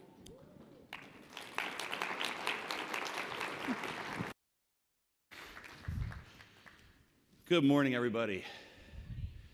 How are you? A little dry, a little hot, ooh, a little echoey. I'm just going to have a second to get the slides up here as we go. I want to start with a story today. And when I think about resilience, this is really interesting to me. So you're all probably familiar with the swimmer Michael Phelps. Olympic athlete, started when he was 15 training to swim. Michael Phelps won 28 medals when he competed at the Olympics over his career, 23 of which were gold, which is absolutely phenomenal. So I want to tell you a little story about the 2008 Olympics in Beijing. And Michael Phelps basically is very routine in the way that he will swim and compete. So he'll get up on the platform, touch his toes, get back down off the starting block, swing his arms 3 times, and then get up when he's ready to go, and he goes in when the gun goes off. And so on this day at 9:56, he lined up at the platform. He'd already won 9 gold medals. He was competing in his 10th competition. And he lines up, he does his routine, gets on the starting block, gun goes off, and he jumps in the water, and he starts swimming down. Now, what's interesting about this is when he got about halfway down the first lane, this is what he saw. Nothing. Black. Foggy. His goggles, when he jumped in, actually had come unseated, and he had water in both eyes. And so if you know anything about swimmers, when they go down, they're looking for this line on the bottom. And there's a T at the end, and the T basically says it's time to kick off and turn around. And when you don't see that, you have to feel for things, so which was really interesting. So what's interesting about Phelps, he actually had a coach who would train him for any kind of scenario. And his coach essentially trained him for things that you couldn't even imagine. One of them was, he said, you know what, Michael, we're going to have you swim in the dark, in pitch black. We're going to turn the lights out and have you swim laps, and this is how you're going to train. And so when his goggles came off, Phelps basically swam and swam and swam, and what he said afterwards is he pictured in his mind himself the overhead video that they would take in practice so he could look at his stroke. And he actually knew if he swam as hard as he could, it was basically 20 or 21 strokes to get across the length of the pool. And so he's swimming, he can't see anything, he goes 19. He goes 20, And for some reason in his mind, he visualized himself not close enough, and he took one more stroke and flipped off the wall, and it was exactly where he thought it would be. But that's not the amazing part. The amazing part is he swam so hard that when he finished and touched the wall at the end, he stood up, took off his goggles, and he was there basically by himself. He actually set a world record. And so when I think about resilience and I think about what you need to prepare for, you can't predict what's going to happen. You literally cannot predict it, but you can train for a lot of things and a lot of different possibilities for what occurs. And so the Olympics were, really an interesting aspect. And there's stories of resilience, of personal resilience, all across the board. And I just want to talk to you today. I appreciate Vanessa's introduction today. I spent the last 20 years of my life, the most of my career, thinking about resilience in one way or another. And how to make people resilient, how to make my company resilient, how to make your companies resilient. And from that perspective, how to make my community resilient. Going to township meetings, going to school board meetings. I've been HOA board president, which is no fun if you've done it before. That's a test in personal resilience. But it's really important. Like, how do you really make sure that you can build resilience? And I'm going to talk a couple different levels about it today. Now I'm going to cross my fingers that this loads for me today. Awesome. I've already achieved success because this did not work last year. So you can scan this QR code up front, or you can go to menti.com and put in the code that's on the screen there, 67460796. And what I want you to do, it's going to pop up with 6 questions. Please take that scale and answer those 6 questions as honestly as possible about your personal resilience. And this is actually what's called the brief resilience scale. This was published in 2018. It actually will tell me, we'll see if we got this, there we go. Now it's gone. This will actually tell me, as you fill this out, it'll aggregate the answers and give us an average of where people fill this out. So we're just going to give you another probably 20, 30 seconds here. Actually, sorry, this was published International Journal of Behavioral Medicine, 2008. So this actually helps to understand very quickly how fast you will bounce back from stress. And you're seeing kind of a trend. If you read the questions carefully, it's a little tricky. I'm going to give people, I don't want to influence anyone right now. This is pretty good. I would imagine this audience would be pretty resilient, but. So basically the way that this test works, or these 6 questions, each other question is designed to be a plus positive or a plus negative. So the first one we want to see all the way to the right. I tend to bounce back quickly after hard times. So that's pretty good. We're doing pretty good there. We got a 3.9. The second one we want to see as far to the left as possible to get a scale of resilience. And so we're about a 2.2. It's actually really interesting. Look at all the left-leaning ones that have kind of that negative proclivity that we basically don't want to see too far off. We're pretty even, right at about a 2.2. So this actually helps me understand this group is pretty much, I laugh because I carry 2 of everything. My wife thinks I'm crazy, like 2 cell phones, 2 laptops, live in disaster. But basically this helps us to see kind of how resilient you are. And this is something you can use in your organization as well, because personal resilience is really, really important. And so what I want to talk about are 3 main concepts for resilience. And I'll talk about what enterprise resilience means as we go through it as well. But if you don't have resilient individuals, if you're not resilient yourself, we're not going to go anywhere.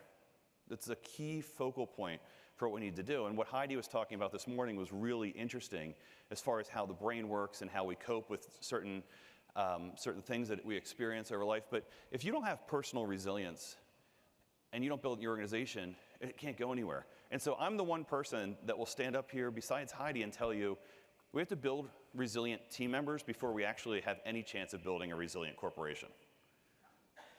Bless you. Super important. Super important.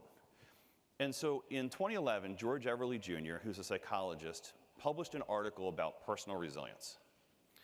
And he said there's basically 4 things that you need to ensure personal resilience.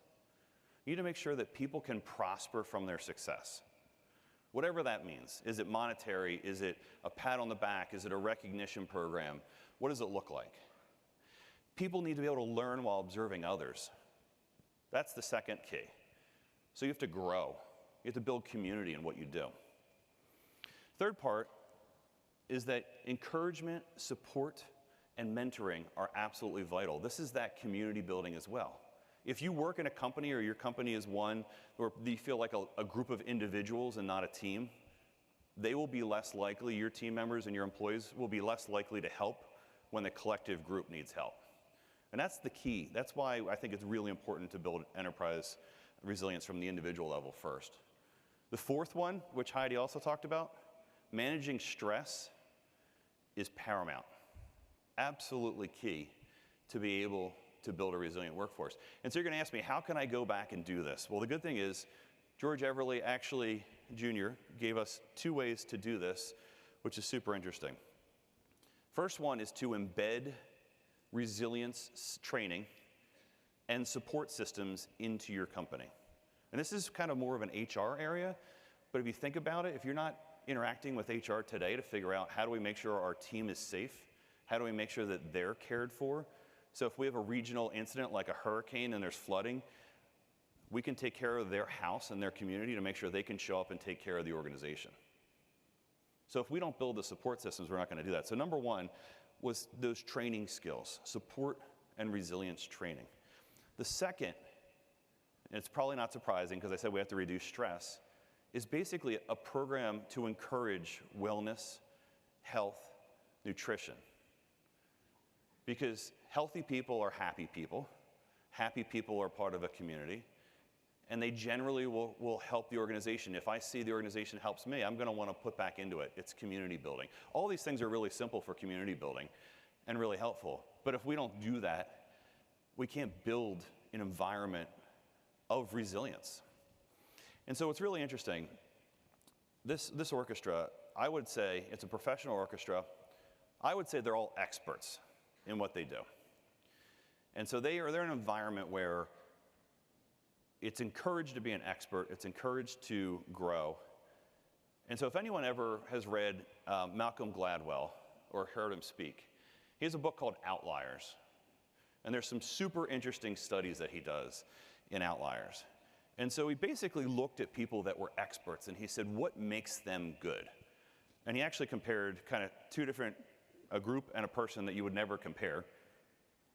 So Bill Gates and the Beatles. So he said, well, why are they both successful? What makes it that Bill Gates is successful and the Beatles were successful? And so he looked at it and he basically said they were a product of their environment. They were really hard workers and they achieved what they needed to do.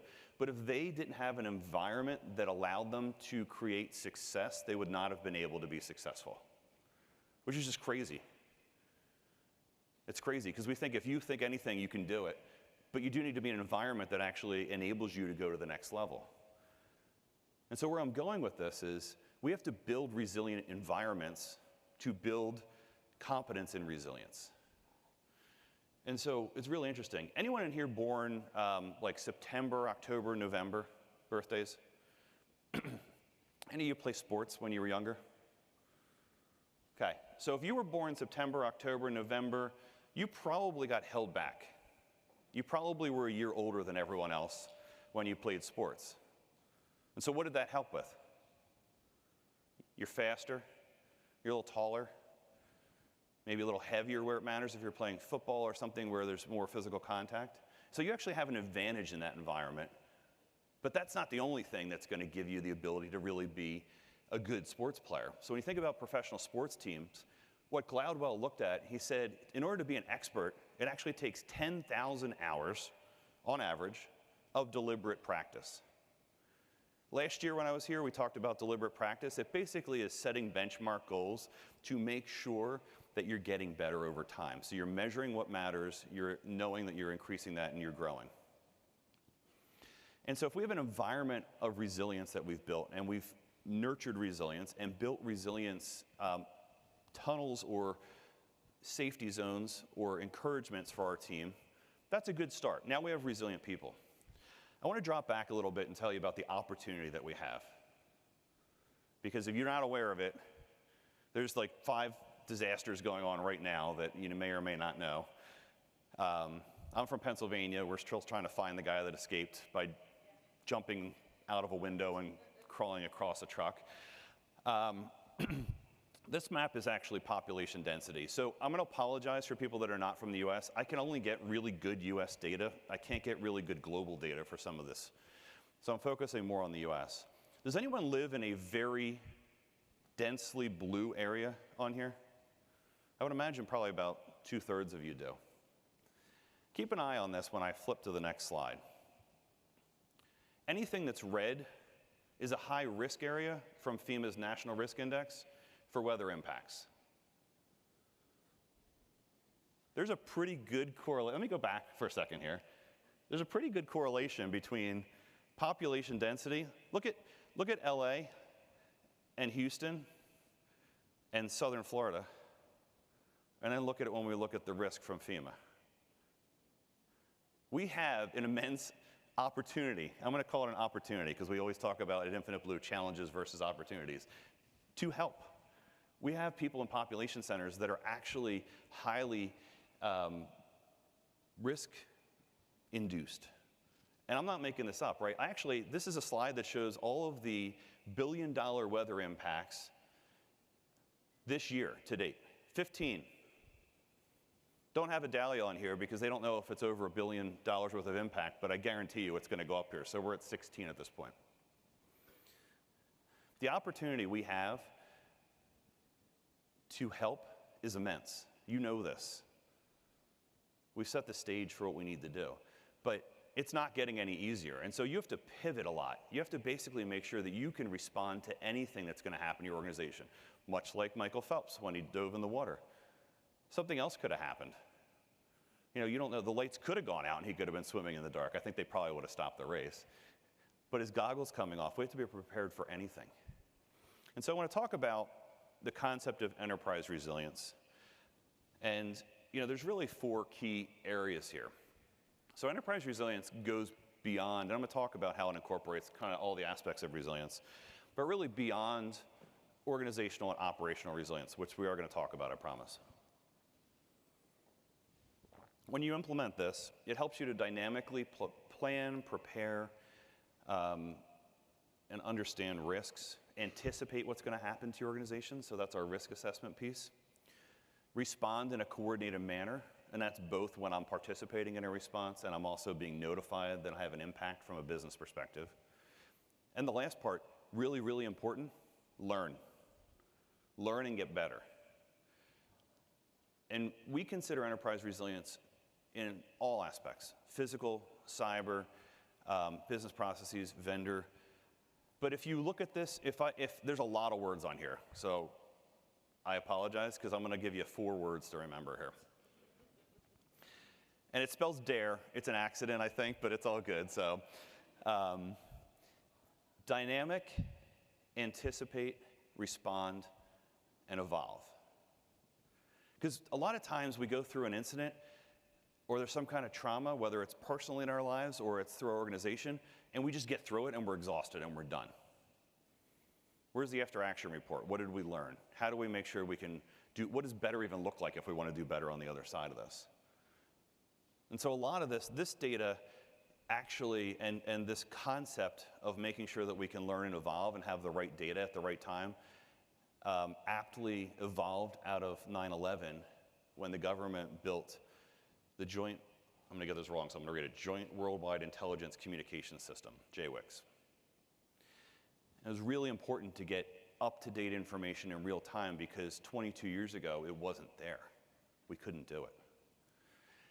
And so enterprise resilience really breaks down to 3 phases, phases, which We talked about prepare, respond, and learn. So I'm going to start to break these out as we go through. So preparing, what would happen if? What's the things that could go wrong? So we're going to know this when we assess our organization, when we plan and kind of think about these scenarios. 100% compliance, which I know someone's going to tell me we can never get 100% compliance. We have to strive for that. We need to map as much of the organization as we can here. The middle part is when something happens, we respond confidently. What's really interesting in the concept of resilience is that you have resilient teams in your organization today. If you have a help desk team, you have a support team, if you're a product-facing company, they deal with fires all day and they put them out and it never escalates beyond their team because they know how to handle this. There are pockets of resilient individuals in the organization that basically can respond. They monitor what's going on, they respond intelligently, and they're able to recover very quickly. But then there's that last piece. What did we learn? In order to know that, you have to track a lot. You have operational systems today that are tracking a lot, whether you use a Tableau or a Power BI, and you have data lakes, and we're going to talk about that. Tracking a lot of that so that you can learn from what happened. What caused this? Why could we not respond faster? Because really the key, if I tell you what enterprise resilience does, it gives you context very quickly, and it helps you reduce the time from impact to understanding to response to recovery. If we can reduce, and these are all your MTTRs, MTTD, MTT, so these are all of those that we're trying to reduce in reality to get better. That's better. Better's faster, and better is I step out of the side path of the train coming, if I can avoid it. So if we take those areas and we break it down, these are going to be some of the areas, as you look at this, they're going to start to feel more familiar. In the bottom left, looking at prepare. So the aspect there of comply, plan, and assess. Well, this is where today's business continuity, disaster recovery, risk planning or risk assessments would get captured. If you look at the top kind of, we haven't figured out what to call this thing. It's like a triple infinity, I don't know. If you look at the top of this, that's where we're going to monitor, respond, and recover. And so this is an area where we start to get into where I think we can do a better job than we're doing today. Tie in threat intelligence. Bring in publicly available data, National Weather Service data. You can subscribe to a threat intelligence partner like a Factal or Alert Media. Bring in threat intelligence data, even in your own systems. If you have internal monitoring that you use for IT, bring that in so that you can help understand what's going on in the organization, so that you can know when to respond. And the learning piece, guess what? When you tie into operational systems, you actually get data and you can track it over time to understand why did this go wrong? What was the leading indicator? So I'm in ServiceNow, for instance, and we have a flag set. Passwords reset for an application maybe happen 5 times a week for a certain application. All of a sudden, I have 100 requests within 5 minutes in my ticketing system, and guess what? There's probably a problem. It's a leading edge, leading indicator for us to basically understand the problem. And so the learning piece, we're actually going to fold that back in. So that's kind of the learning, the risk management piece. We're going to go update based on what we understand about what happened and how we need to respond and pull that through. So I told you enterprise resilience wasn't just one area. So if we map this all the way through, enterprise resilience covers operational, organizational resilience, business continuity, disaster recovery, planning, exercising, response, both crisis and mass communications, third-party risk, and the learning and analytics piece. And so you're going to say, that sounds like a lot. That sounds like a lot of work. I don't have time to do that. This already exists. The data just doesn't connect a lot today.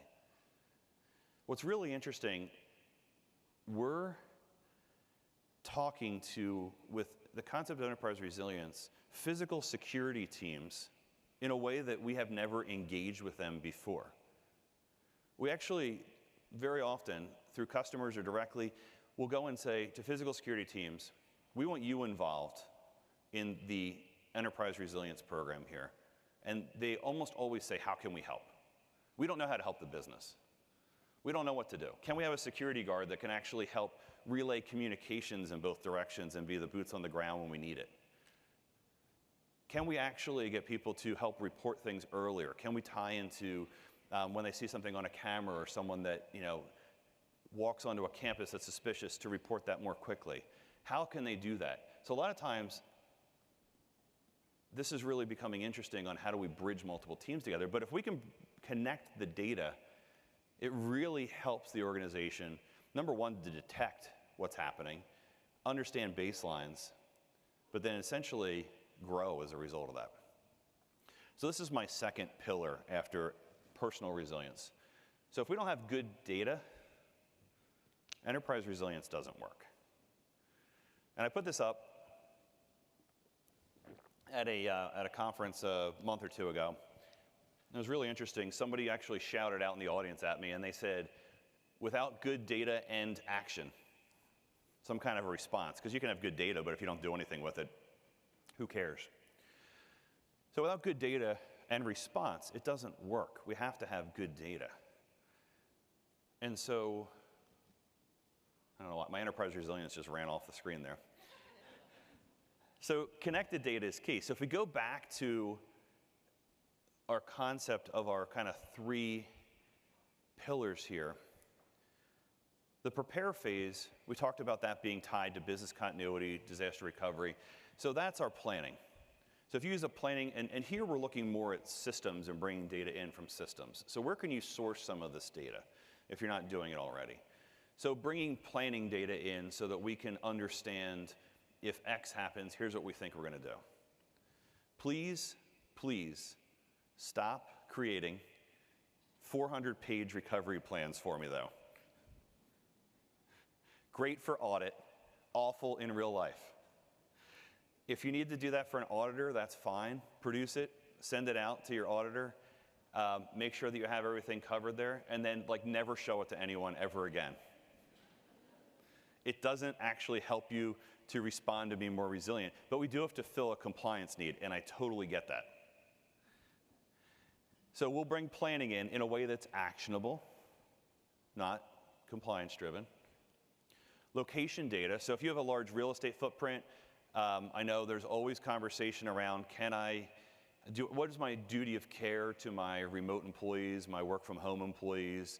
If you can, from an organizational perspective, help understand where they're at. I'm gonna loosely dance around this one. That's great, that'll help you. Most people do know when a hurricane's barreling down on them. You don't have to tell them that. So that's a good thing, but when there's other things that you can help them understand that they might not see, super helpful. I'll go back to my escaped convict in southeastern Pennsylvania. Bringing in people, so this is an HR system, this is Workday, this is, when we bring people's data in, we can actually have a better idea of where they live, where they work. On the top, from a response capability perspective, communications. Mass communications is great. Having email distribution groups is also good. Please don't do phone trees anymore. This is another one. I'm on a mission to kill a couple things over my career here. Please don't do phone trees anymore. But it's interesting. I worked with a company, I'm gonna keep it real vague here. It's probably been about 5 or 6 years. Ransomware attack, tens of thousands of laptops nuked, and they had no Active Directory. And so they literally had no idea. They couldn't get the email. They had used a mass communication systems at the time, but had not actually put data in it. They paid their subscription, but they didn't put data in it. And so literally, people had to call their manager and say, what should I do? But I'm at home with a bricked laptop, or I have to go in. So having that data ahead of time somewhere else is really important. Looking at situational intelligence, so this is threat intelligence data. Can you bring in either internal data, external data? I have some companies that we work with, they literally have the Weather Channel and CNN up on a GSOC or an EOC. This is where connecting with physical security can help for awareness, and they're watching that. Or you could subscribe to a product and get notifications when it attaches to your assets. IT service management, again, bringing in data, ServiceNow, any IT service management system you may use. And then the learning piece is really important as well. So how do we feed this data kind of back into business intelligence? I want to put this on a dashboard that I can give to executives. So I want to put it in my existing Power BI, Tableau, wherever I can go, so we can see trends over time and we can see how we're getting better. Again, you're not going to know if you're getting better if you don't know what to measure. So let's figure out. And here's, I'm going to break all the molds today. It's not number of plans approved. I'm sorry. It's not number of plans approved. That's not better. That's more compliant. So how do we think about that?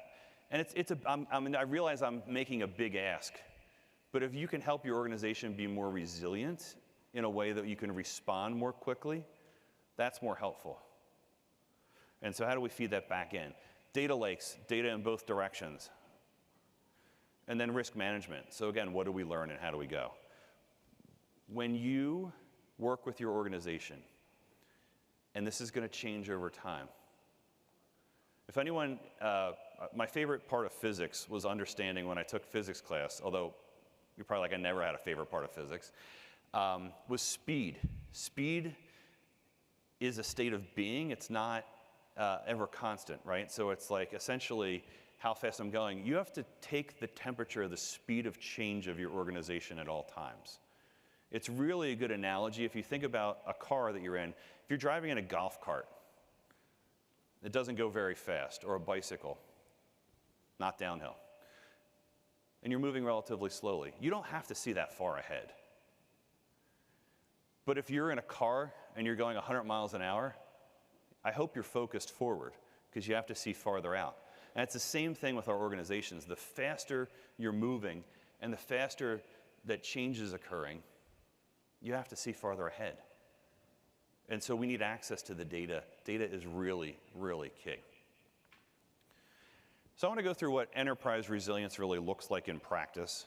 And bear with me with my little animations that look like software that aren't software. But it doesn't matter what system you use. I laugh because I say Word and Excel are our biggest competitors. Use something that works for your organization. It is the most important thing. But if you know where your assets are and you have good data from a connection perspective, I want to talk about that, you can really leverage this pretty powerfully. I'm going to tell you something that's not at all revolutionary in what I'm going to show you here. But this in operation ends up being more successful for ensuring the organization can learn and grow than creating a plan that's a data center recovery plan that we never actually activate because the whole data center never goes down. It's one rack, or it's one firewall, or it's one specific application that goes down. So we don't pull the big plan out. We ask the person in charge of the system to help us and get on a call and fix it. If you have the relationships connected, and let's say we have a hurricane approaching. Hurricane Lee is like the topic du jour. It's like back and forth between the escaped convict and Hurricane Lee on national news right now. So hurricane's occurring, and I know it's going to impact this site. The most important data I can get immediately, because you know your executive is going to ask you this, or you're going to ask your team, what's there? What do we have there? So I want to know, address is great, but I want to know, do we own the site? Do we lease it? Who do I call if I want more information? What's actually there? How many people are there? This is a data center, completely made up numbers. But now I kind of have an idea of what's there. But that's not the most important. That's typically, you're all going to say, I can get to that today. I can pick up the phone, I can go into a system. Maybe you have to go into 3 different systems to get this data. The most important thing when you look at this is when that location goes down, how does that impact the rest of the organization? Because that's where we're actually going to start to get ahead of responding to the problem. And so if the data center goes down, I know I have dependent processes, some dependent applications in other areas, and I very quickly can understand what this impact may actually do immediately if the data center is impacted. So I can mitigate, I can monitor, I can respond when it comes through. But what's really nice is if you're able to go through and actually tie in things like a security feed. This is, again, building that relationship with physical security. Do you have the ability today to see all your locations in some kind of a visual format and be able to go in and very quickly kind of see what's going on? Can you connect with someone very quickly? Can you connect with the on-site camera systems? Can you see the visitors that are in the building? Because this data actually, if you have this information, it'll actually help you determine how to respond more quickly and more intelligently. This data exists in your corporations, in your organizations today. If we can pull it together, we're not building plans, we're actually responding to things that are threatening our organizations. Small, large. It's a shift of focus. And so I want to take what I just presented and kind of give it a little different view. So if we didn't look at it on a map and you thought about it today, let's say we had an application that failed. And so I actually created an impact over time graph for this application. And I'm going to use this and explain this a couple different ways. So across the bottom are my times. Going up from bottom to top, there's a number on this scale. Should have made it a little bigger, apologies. That actually tells me how impactful the outage is to my organization. This is not RTO. This is not, this is simply an aggregate of something went down. How does that impact grow? What's really interesting when you look at this, if you kind of look at a probability chart, this is where we get into a little more like your learning piece. So when this went down the last time, how bad could it have gotten and how not bad, or how much could we have mitigated this? You start to kind of get this probability chart, right? And so if I look at my 24-hour window, I may have a pretty good idea that if I don't touch this application failure, the impact of the business could be really low. It could also be really high, depending upon the other things that are impacted, that go down, that ultimately will fail. And so if you think about the impact, it's a combination of regulatory, reputational, financial type of impacts. What does that look like to everybody? Kind of look like a hurricane cone, right? I did not put Lee in here because it didn't really fit my model of my example, what I tried to show. This is actually the track for Sandy before it came up. And so if you take that and you look at that sideways over our chart, it actually makes a lot of sense. Like we think in terms of hurricane charts, because I actually find them easy to digest. Think about the data that's presented on that and how quickly you can look at it and say, here's the time that it's going to have an impact, it's going to hit the coast, here's the severity of the hurricane. And the National Weather Service and the National Hurricane Center have built a system that helps us very quickly understand that. Because if I had to explain that to you just now, like that took 30 seconds for me to explain speed, categories, whatever. And we don't even need to know the difference. We just know that 5 is bad and 1 is not so bad, but still bad. And that's what we've done. So I want to go back and revisit this a little bit, because if you think about like that impact over time, I'm not talking about, again, RTOs, and I'm talking about it getting worse in the organization. We have to think in terms of that hurricane cone as it comes up. So I know maybe it impacts one process, and I've done an impact assessment either through a BIA, or I'm going to talk about Know Your Business in a little bit, where I know it's going to have a medium impact, or I predict a medium impact of our company's reputation. Phones are down. No one can call us. That's not good. Over time, it impacts other things. Over time now, because the phones are down, people are hitting our website and they're trying to send us emails or support tickets. And as a result of that, now we have another system that's hitting a heavy load and maybe has an impact. Or there's a dependency. Literally, it's maybe a database that serves a couple different applications or feeds other systems. Something critical like Active Directory. And then my impact starts to get really high should this start to branch into other areas. And if I think about this, I want to actually get ahead of it before it starts to spread. It's a different way of kind of thinking about when we react to a crisis. We're actually trying to look farther out to say, if we did nothing, what would happen? If we responded right now, what would happen? Much like the hurricane. If you look at the Golden Gate Bridge, what would happen if one of the support cables failed? I don't know, I'm not a structural engineer. Probably not a catastrophe. It's probably not good. It's one of those things that's not good, but it's probably not awful. If one of the main spans failed, that is not great. So we're already kind of severity ranking parts of a bridge, if you think about this. Now, if I'm sitting on this bridge, and one of the lines fails, I have no idea what's under this guy either. I don't know if there's like a little platform or there's actually land. Probably not. If something fails here, it's a little more impactful to the organization, right?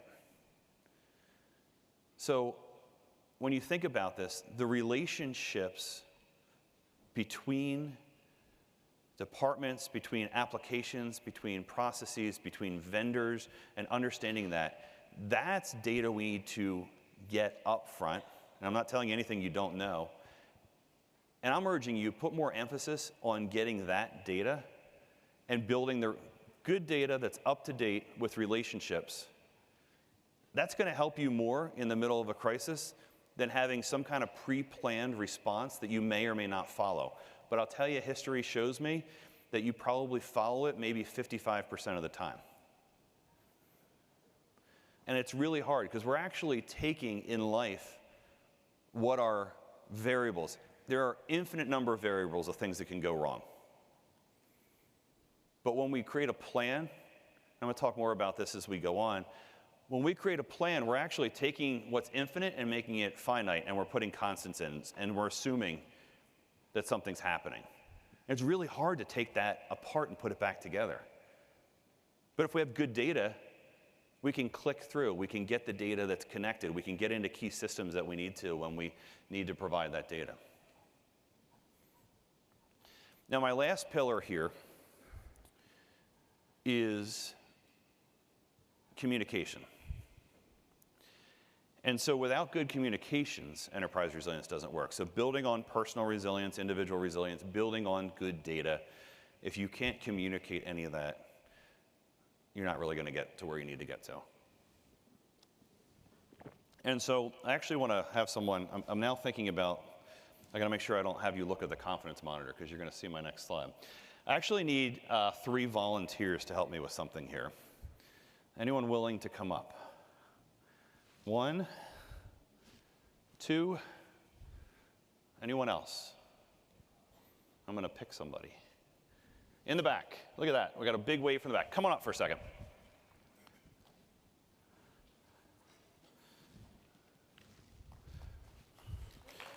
Yeah, come on. Actually, how about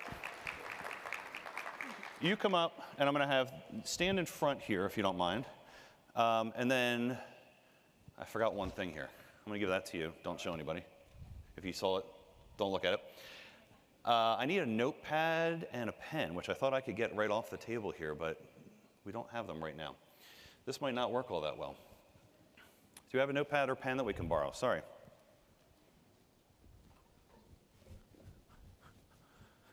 And you're going to hold that, and I need one more. Does someone have something we can write on just for a second? Oh, perfect.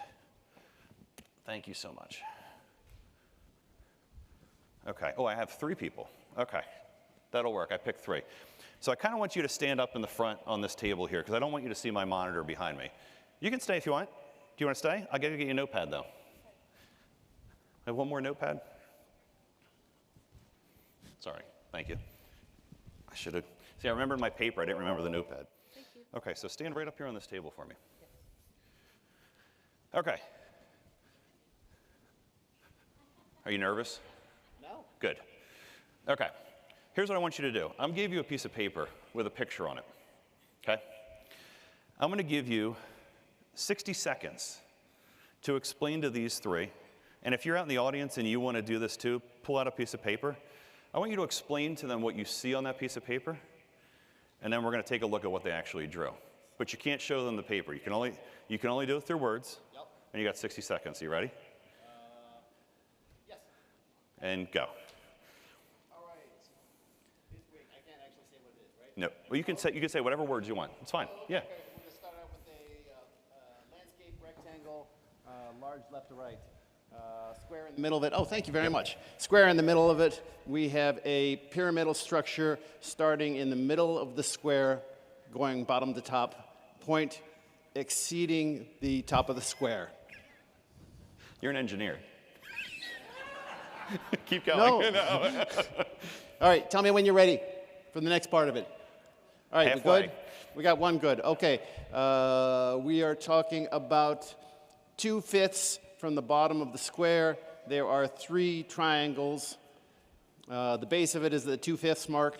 The top of the peaks for the first going right to left is about, let's call that 2/3 of the way to the top of the square. The center triangle is about And stop. 3.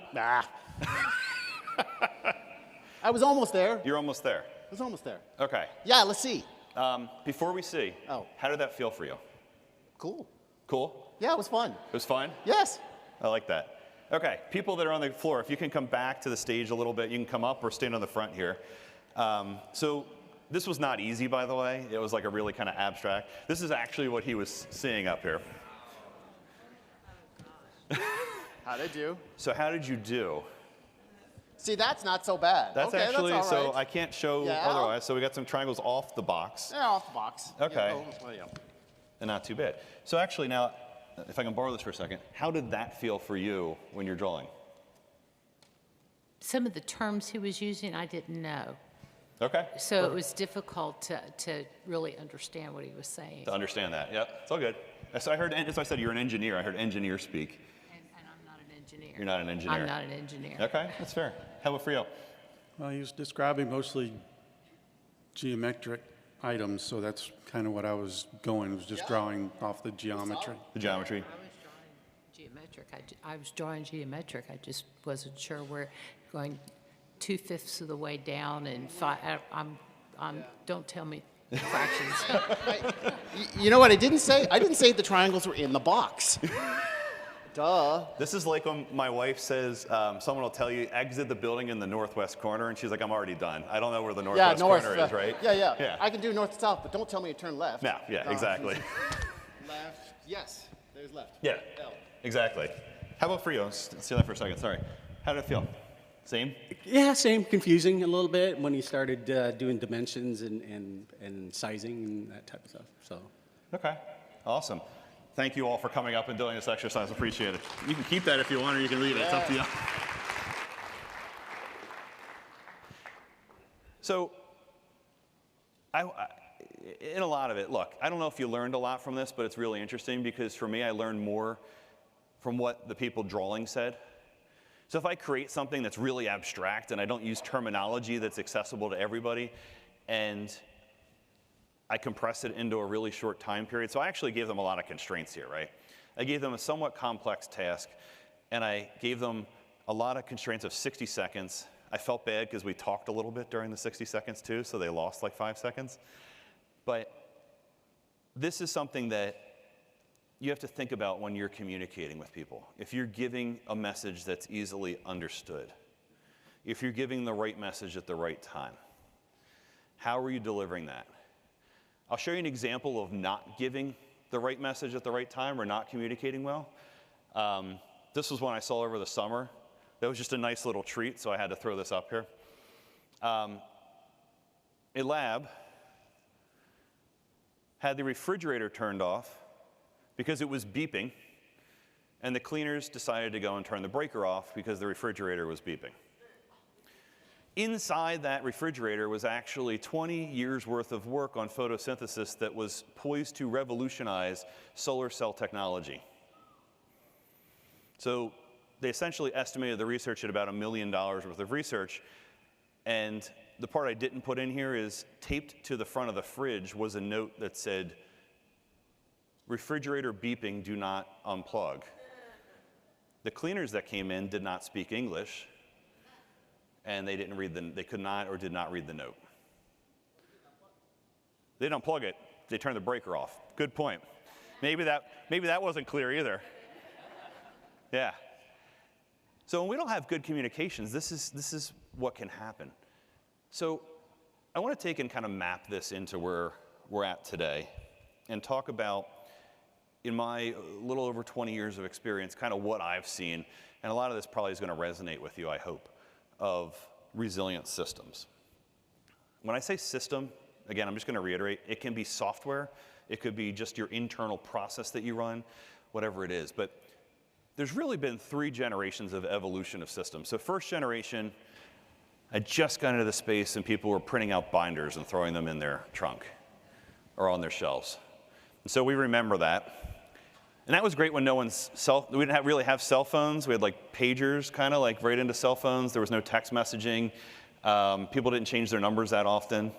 I can literally go in an app and download a SIM and have a new cell phone number in 10 seconds now. But it was very rigid. It met compliance standards. It was good for things that didn't change. Really, a lot of where we live today is a second generation type of system.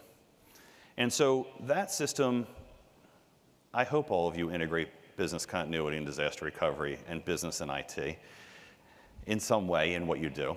You don't have to live in the same system, but hopefully you're integrating the recovery capabilities.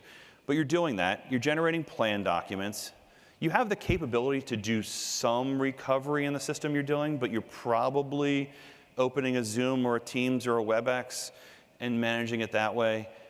You can't really adapt it, right? So the plans, and a lot of times, we're creating this active shooter for this campus plan.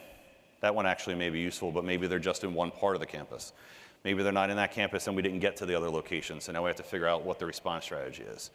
Maybe we create, again, my favorite's the data center failure plan that never really actually gets activated. We'll test it once a year because we say we're moving all the applications over, but we almost never, ever in a real life scenario move everything over. It's usually one thing or a cluster of things. And so we can't really take these plans and make them useful in day-to-day. Really where we need to go, and we're starting to go there, is the 3rd generation system. And so in this concept, it's integrating aspects of what typically would be a GSOC or an EOC, could be done in physical security, but it's awareness and monitoring of what's going on with your organization and how that is going to impact your organization. So very aware of new risks and threats that we create. It's that concept of, well, I know you're all moving fast. Your companies are changing. Somebody in here has like a change control email or a series of them in their inbox right now that they have to go make updates as a result of. Or onboarding a new vendor, adding a new location. Things change really rapidly now. And so we have to be able to adapt to that. We have to connect into key systems, and we have to push some of the planning farther down than we're doing today. And I'll talk more about that. If you think about the 2nd generation resilience, we get source data. You could type it in. You could import it from somewhere, depending upon if you're using a system or not. You do a BIA typically. You may do a risk assessment. Most of you probably do a risk assessment in some way today. Then you actually take the infinite world and you put a finite set of scenarios in place, and you say, this building's going to have a total loss. This application's going to go down. This vendor's going to fail. And you build recovery steps and look at the impacted resources, and then something happens, and then you recover from it. And so the biggest question of all of this is this actually what we expected to happen? We had all these great plans. They're amazing. They're signed off. They're approved by 6 different layers of the organization. Auditors have looked at them. We've chiseled them in rock. And it's not exactly what we expected. So when you think about the 3rd generation resilience concept, and we're working with clients today that are utilizing this and seeing a lot of success, it puts a lot of the outcomes into daily operations. Bringing up the teams that already have resilience and the ability to kind of very quickly diagnose, and bringing that up to a higher level by connecting into data systems. So if we take this scenario and we put it at the end, we actually make systems and plans, as I'm going to call them, that are much more dynamic. So there's a concept of know your business that actually incorporates a BIA, a risk assessment, and some of the response strategies together.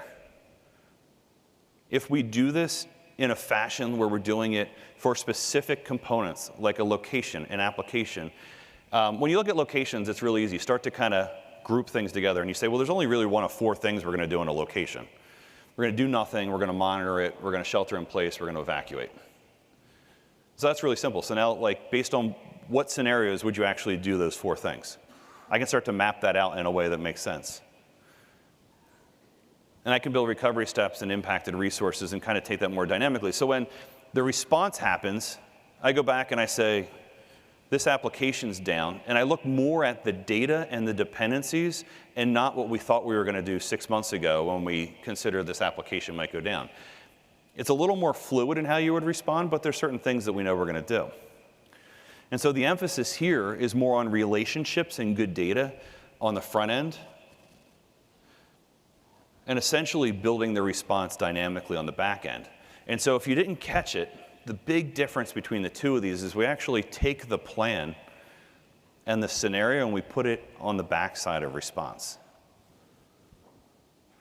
So we actually don't build recovery steps until something actually occurs. We don't actually, because this is actually in a lot of ways how I said actually 18 times, I'm banned from using it. This is how we see a lot of companies react today. The plan is too dense and too mixed together. It's a department recovery plan. Guess what? The department didn't actually fail. Something that impacts the department failed. So now we got to go kind of rework it a little bit.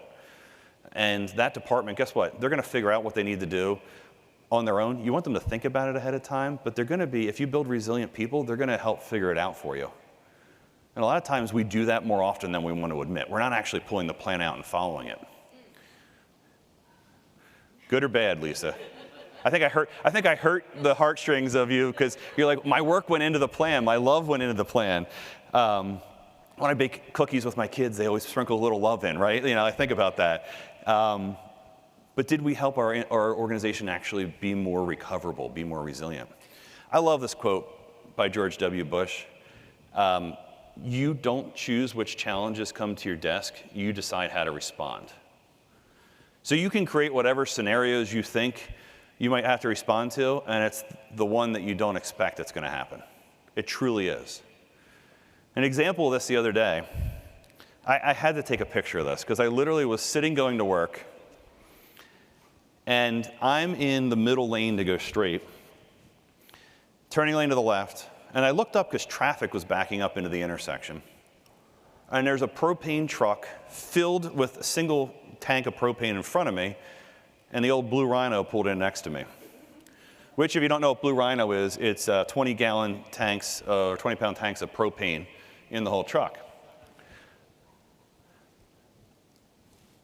I don't know what to do. Should I panic? Should I gun it and get out of the intersection? Do I back up? Do I just go, you know what, it's safe. There's really no need. But I gotta be honest with you, at that moment in time, my brain went, oh no. What could happen right now? Bad things. But nothing happened. Guess what? It was fine. But then I'm watching the traffic back up to the intersection, and I'm like, well, what if a car runs the red light and hits this other car? Because in movies, everything explodes when like 2 things crash. So naturally, I assume it's going to explode. But stuff like that, like that's personal resilience. That's things you do every day. If we take that kind of common sense, and everyone in your company has that, and we help them to run that through the organization, it really helps. I have one more story for you here as we're rounding out. This study escaped me until this year, literally, and it was done in 2020. So Boston Consulting Group put out a study, and they looked at 500 companies, and they measured financial metrics, because that's what they had available to them, and they measured resilience from financial metrics from 1994 to 2020.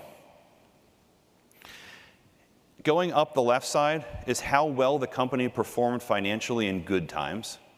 Going across the bottom is how good they performed in a crisis. And it actually created 5 different types of organizations as a result of this. Now, the key learning, if you look at this, is that organizations were only half as likely, non-resilient organizations were only half as likely as resilient organizations to achieve long-term performance.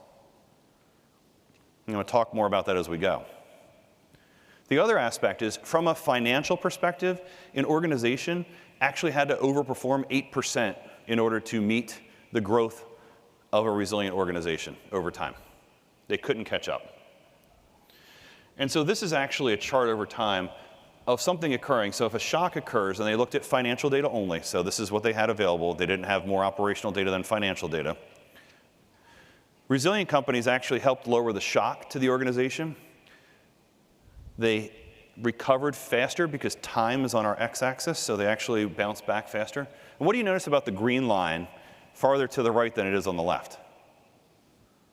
It's higher. The resilient organization actually outperformed as a result of going through an impact, which is crazy. So you look at how they did it. And BCG basically outlined a couple of key areas. Prudence is risk assessment, avoiding and kind of mitigating what we need to and being aware, so sidestepping things that were coming. Cushioning advantage was interesting. Redundancy was redundancy of systems, of vendors, of locations. Diversity, we don't have one product or service that we sell. We have multiple, so if something is not in favor or we can't produce it, we can switch and do something else. Modularity, it's not all done in one corner of an office. It's basically things, and we have things that are produced in different, either by different vendors or in different locations with different materials or suppliers. Embeddedness is actually the coolest one of all this. Embeddedness actually looked at the organization's tie-ins to the community, law enforcement, other organizations in their industry. A highly embedded organization, when they experienced an incident, could call a competitor and ask them if they would help them at a time of crisis to help the industry. And we saw a lot of this in supply chain, some of the supply chain issues that we have and we're still having. And the last is adaptation. So did they essentially say, this incident has so changed the way we do business that we can't do business the same way? I'm going to leave you with my last thought. Really simple, my 3 pillars, although I put them as additive circles. You know, I can't even explain. After the picture, I'm like, people, data, communications. The 3 pillars of enterprise resilience. So when you leave here today, or you go back home later in the week, think about how you're building resilient people. Think about tying into the systems of record that you have today, and think about the communication style that you have to make sure that you're communicating the right thing and it's understandable on the other side. I think I'm just almost exactly on time. I would love to connect with you. That is the QR code to my LinkedIn. I would love to connect with you, carry on the conversation, stop by our booth, but I want to thank everybody this morning. Thank you.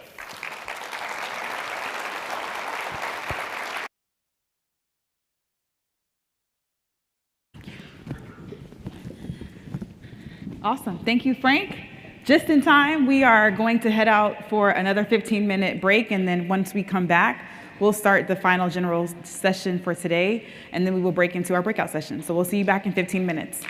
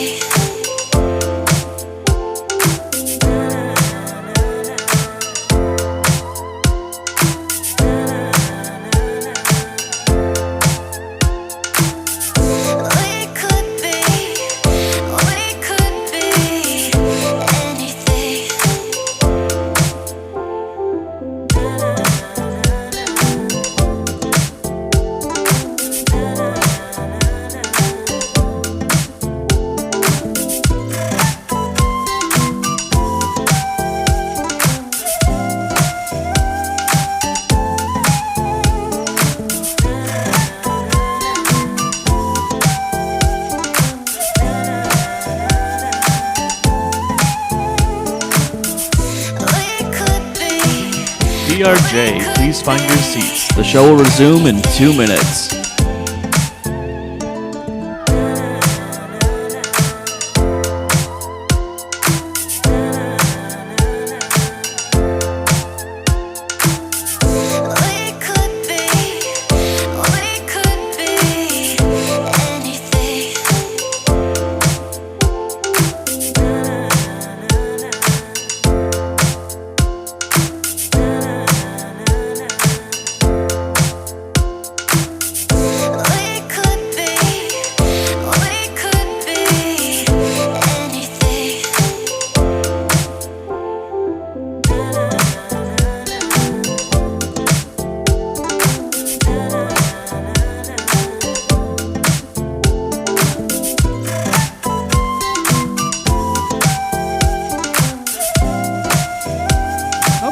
Good morning.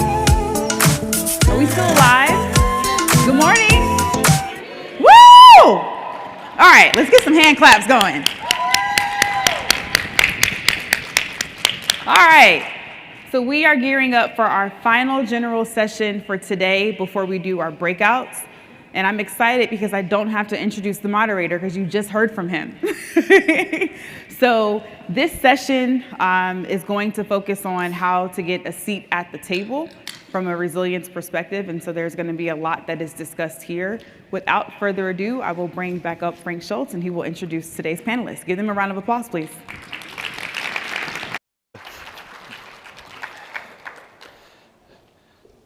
We're going to bond this morning. I'm your morning secondary host. Come on up, guys. Sorry, I thought you were behind me. Come on up, have a seat. We'll have a good fireside chat here. I see someone is fanning, which I'm hot as well. Like, yeah, literally, like, no matter what, I can't get away from the heat here. Awesome. Well, we have a great panel. This is a great group, super happy. Marcus is my return co-panelist here. It's that time of year. It is that time of year. So I might just go from the end and have you introduce Marcus Vaughan from Illuminaire. Hey, Marcus Vaughan from Illumina. I'm the co-founder and chief growth officer. Been in this industry most of my life now. Nerd out on resilience like the rest of us, but very much delve into the technology side of things these days. So yeah, good to be back, Frank. Awesome, good to see you, Marcus. And we also have Lisa Jones with Resilience Think Tank. Hello, everyone. Lisa Jones, Resilience Think Tank. We'll talk more about that later, so find me. Also, I am on the editorial advisory board for DRJ, so excited to be here. Awesome. Last but not least at all, David Fortino from Circle. David, welcome. Yeah, good morning. Good morning, everybody. Good afternoon. David Fortino. I am the Director of Strategic Response for Circle.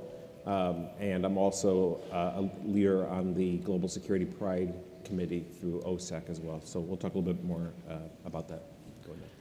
Awesome. Great group. We had to figure out how to consolidate what we're going to talk about to actually make it fit within an hour here. And I did tell them I'd keep them on time, so I'm going to make sure that we do that as we go through. OpRes. We're going to talk about OpRes. So how to get a seat at the table, operational resilience. We've all either, different levels of practitioner, vendor, consultant, in certain ways. And I did avoid, we as a group consciously chose to avoid defining resilience this year. So we're finally past that. So thank you all for that. How do you see operational resilience show up in either your organization or organizations that you've worked with? And we'll just maybe start with that. And David, I'll just kind of go down the line here. Like, how does it show up? Like, what team, where does it show in status in the organization? Yeah, so within Circle, we take resiliency very important. Myself and my team, I have a wonderful team as part of our operational resiliency team. We sit within enterprise risk management, and then the enterprise risk management team folds up into the chief risk officer. So we do take it very important. We see the value in it, and this topic is very important because it's making sure that we do get a seat at the table and understand the value and impact for operational resilience. Awesome. Lisa, how about you? So I've worked for smaller organizations and larger organizations, and I think with a couple things. I have a lot to talk about, so I'll try to keep it brief. One thing about operational resilience and what I see is that for smaller organizations, they are doing operational resilience, they just don't know that they're doing it. I think for larger organizations, it's more of a compliance issue, particularly for American or companies, because we don't always see the value in what regulations or standards tell us to do. And we always find that it's almost a competition between the different teams, because someone wants to be on top, and we work in these siloed organizations. So for me, I see that smaller organizations, because they don't have the choice, they tend to have one person doing multiple things from BC to DR to cybersecurity. So they tend to be able to actually do it better without knowing that they're doing it. And with larger organizations, I think there's a complexity. Instead of seeing things simply, there's more complex things that they have to think about when they're trying to do operational resilience. Interesting. So you said, one of the first things you said was organizations are doing operational resiliency without knowing it. What does that look like? Well, I think when we talk about operational resilience, and I'm not going to define it, so don't hurt me, in the simplest terms, is about delivery of services. So delivering services to customers.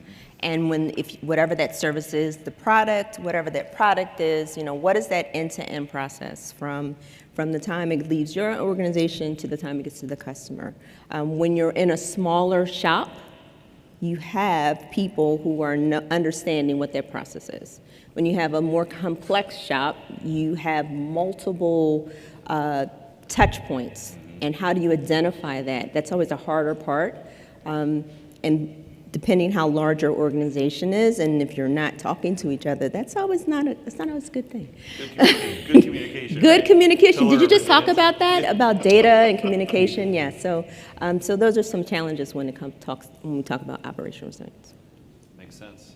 Marcus, how does it show up, and then what does executive sponsorship look like as well for what you've seen? Yeah, it's a little bit different everywhere at the moment, and it's a really interesting landscape at the top.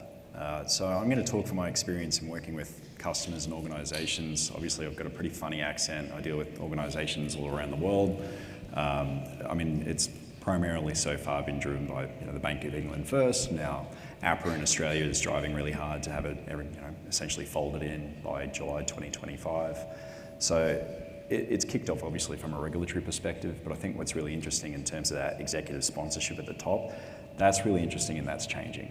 So I've had meetings with some of the biggest banks in the world in the last 6 months, and what I'm identifying is that it's not always if it is a chief resilience officer, if there is one, they're not necessarily coming up through BC. So I've had some pretty big conversations with people who have come up through digital, through IT, through change management, and now they're sitting at the top as the executive overseeing this. And they've got a totally different lens in terms of how to do things, because they recognize that the world that we're living in is changing rapidly, and it's a very digital world as well. And so their lens on it in terms of how they look at it and what they perceive as important versus what someone who's come up through the ranks from a business continuity or a DR perspective, they're a very different lens.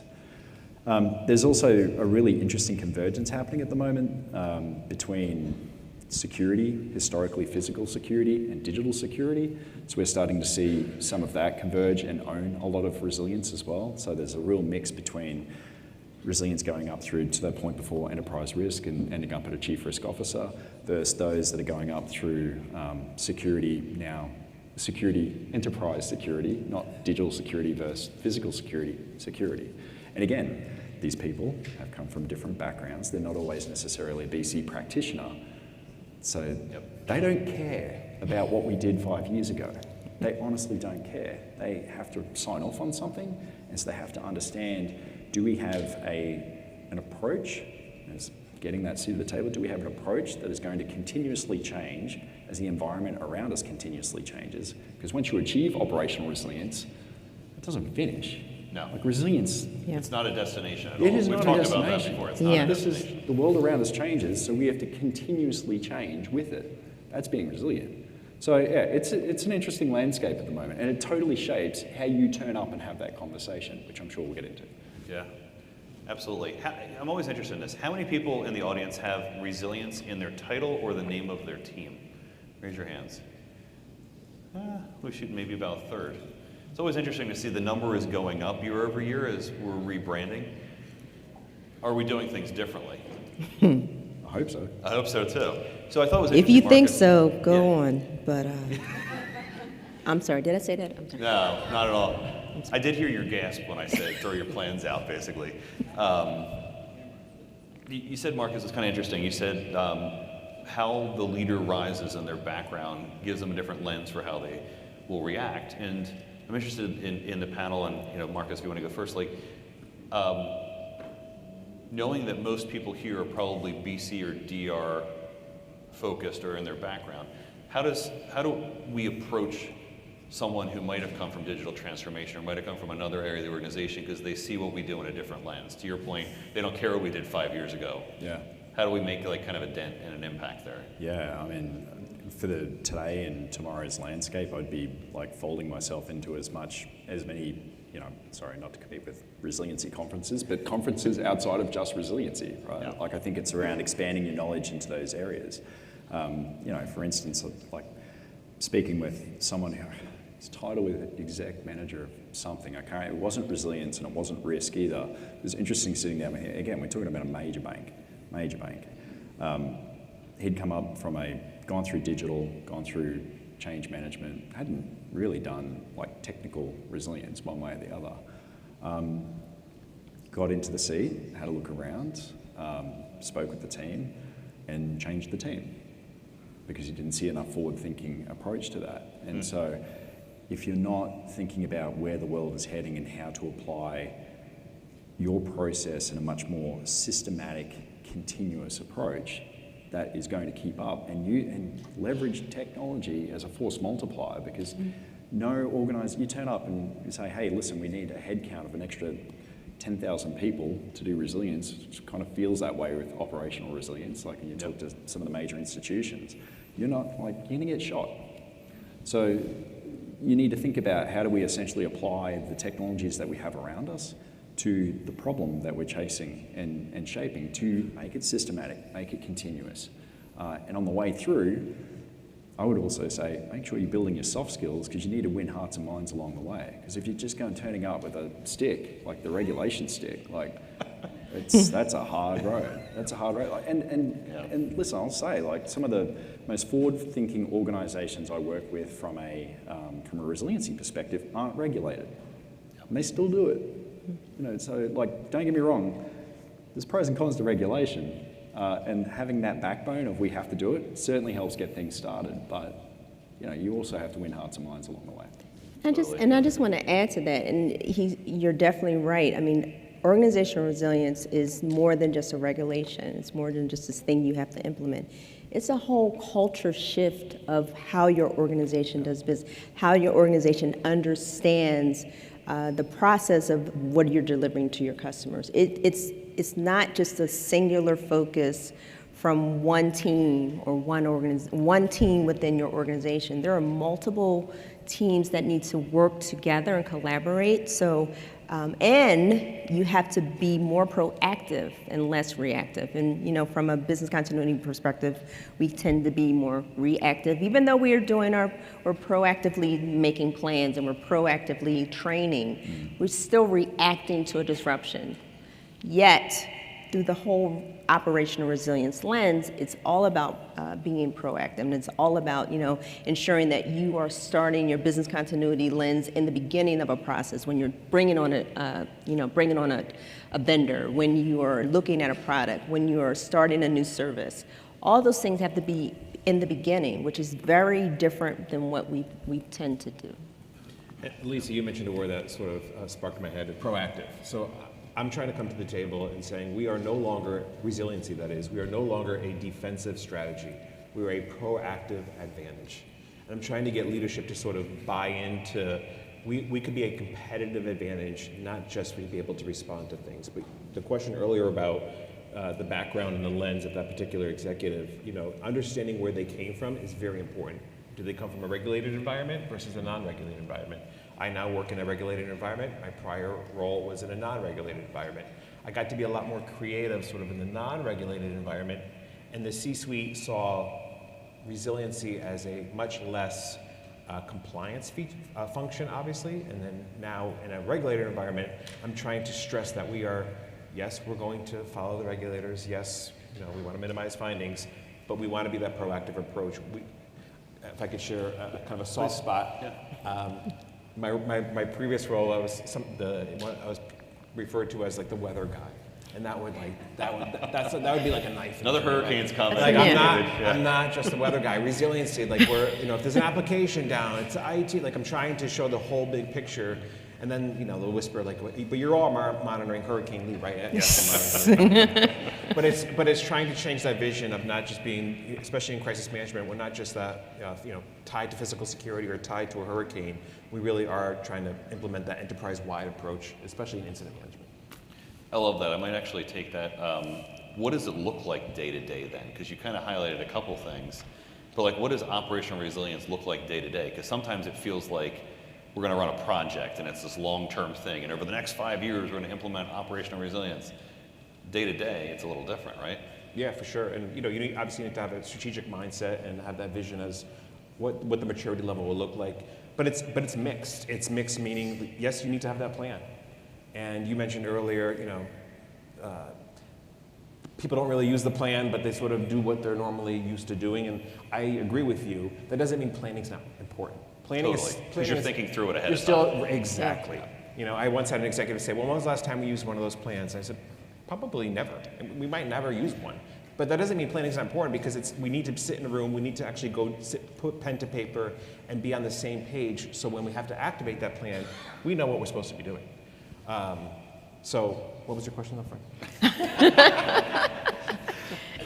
Now I forget. How it looks day to day was the question. How it looks day to day. I know, I looked down, I'm like, which one was I on? Yeah, how does it show up day to day, For right? me, So yeah. not at the 30,000 foot level, but like, how does this look through the organization or feel? Yeah, you brought up, I love your presentation earlier in your slide deck about monitoring, right? So it's constant monitoring the IT system, monitoring any applications that went down, monitoring any threat and intelligence that we have coming in, having that mass communications tool ready. Yep. So it's this ongoing sort of GSOC 24/7 of monitoring threats that might impact our business, but it's also writing the plans, testing the plans, training and exercises. So it's really that kind of ebbs and flows throughout the day. Yeah.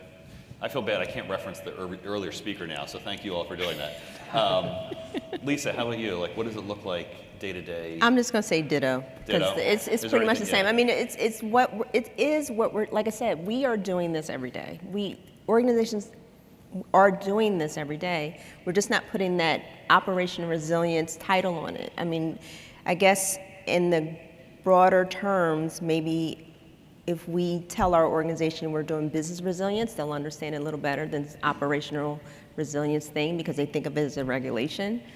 But it's really business resilience. It's really enterprise resilience. It's really all those things, but our organizations could care less what we call it as long as we're doing it. And it just has to make sense to them. And sometimes we muddy the waters with words and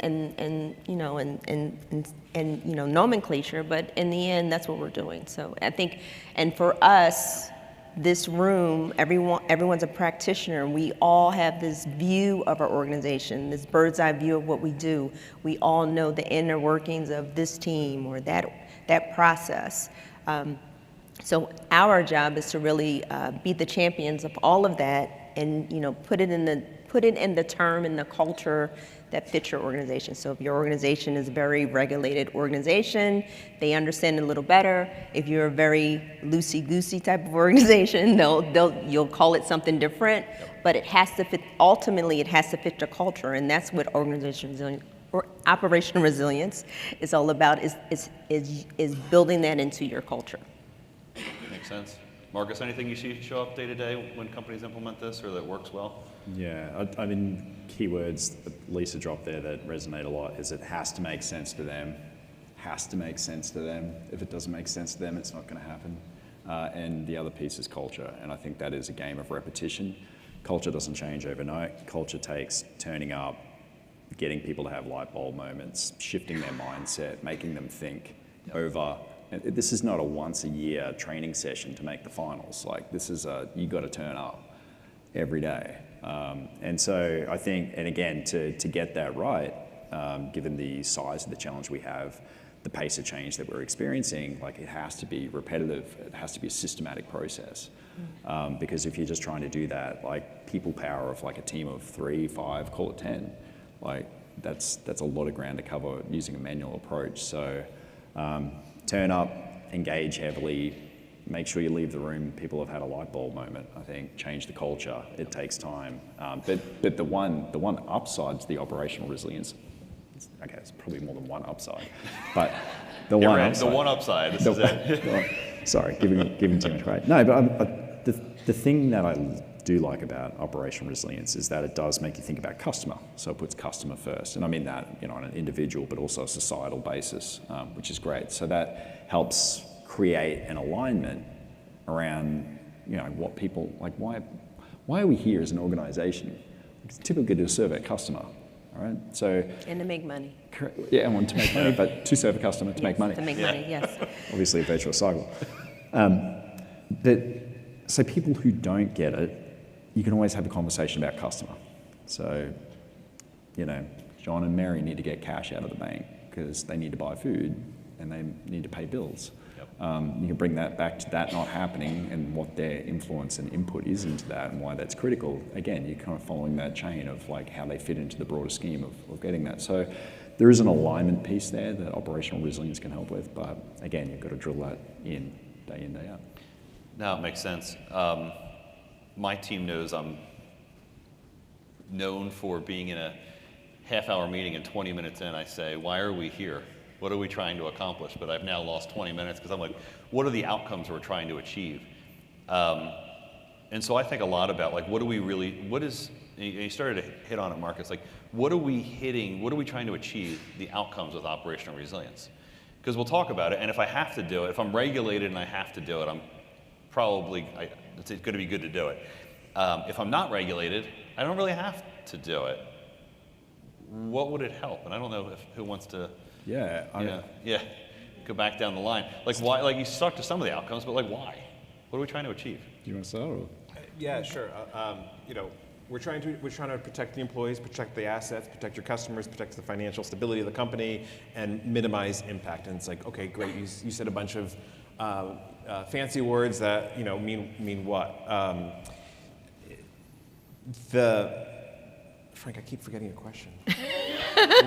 What is going on? All good. It's the heat. It's the heat, David. It's heat. What are we actually achieving? What are we achieving? What are the desired outcomes through OpRes? Yeah, no, it's to keep the business running. I encourage everybody. About 2 weeks ago, there was a Washington Post article, and the headline, I was like, oh my God, I wish this was. I worked for this company, and I won't mention the name of it. Very, very, very large car manufacturer. 14 out of the 12 production sites in Japan went down for about 24 hours because of a glitch. And the headline, did everybody see this headline? It said, investors don't even flinch at production delay. Now that's resiliency. I was like, oh, like that's like, wow. No stock dip, right? Yeah. But that's what you're trying to achieve. That's exactly what you're trying to achieve, where there's not even a flinch from investors, or your employees are not impacted, your customers are not impacted because your supply chain is so great, or because you accounted for everybody so quickly, or because your critical roles were hired in a different geographic area and they're not using the same critical infrastructure. That's what we're trying to achieve. Yeah.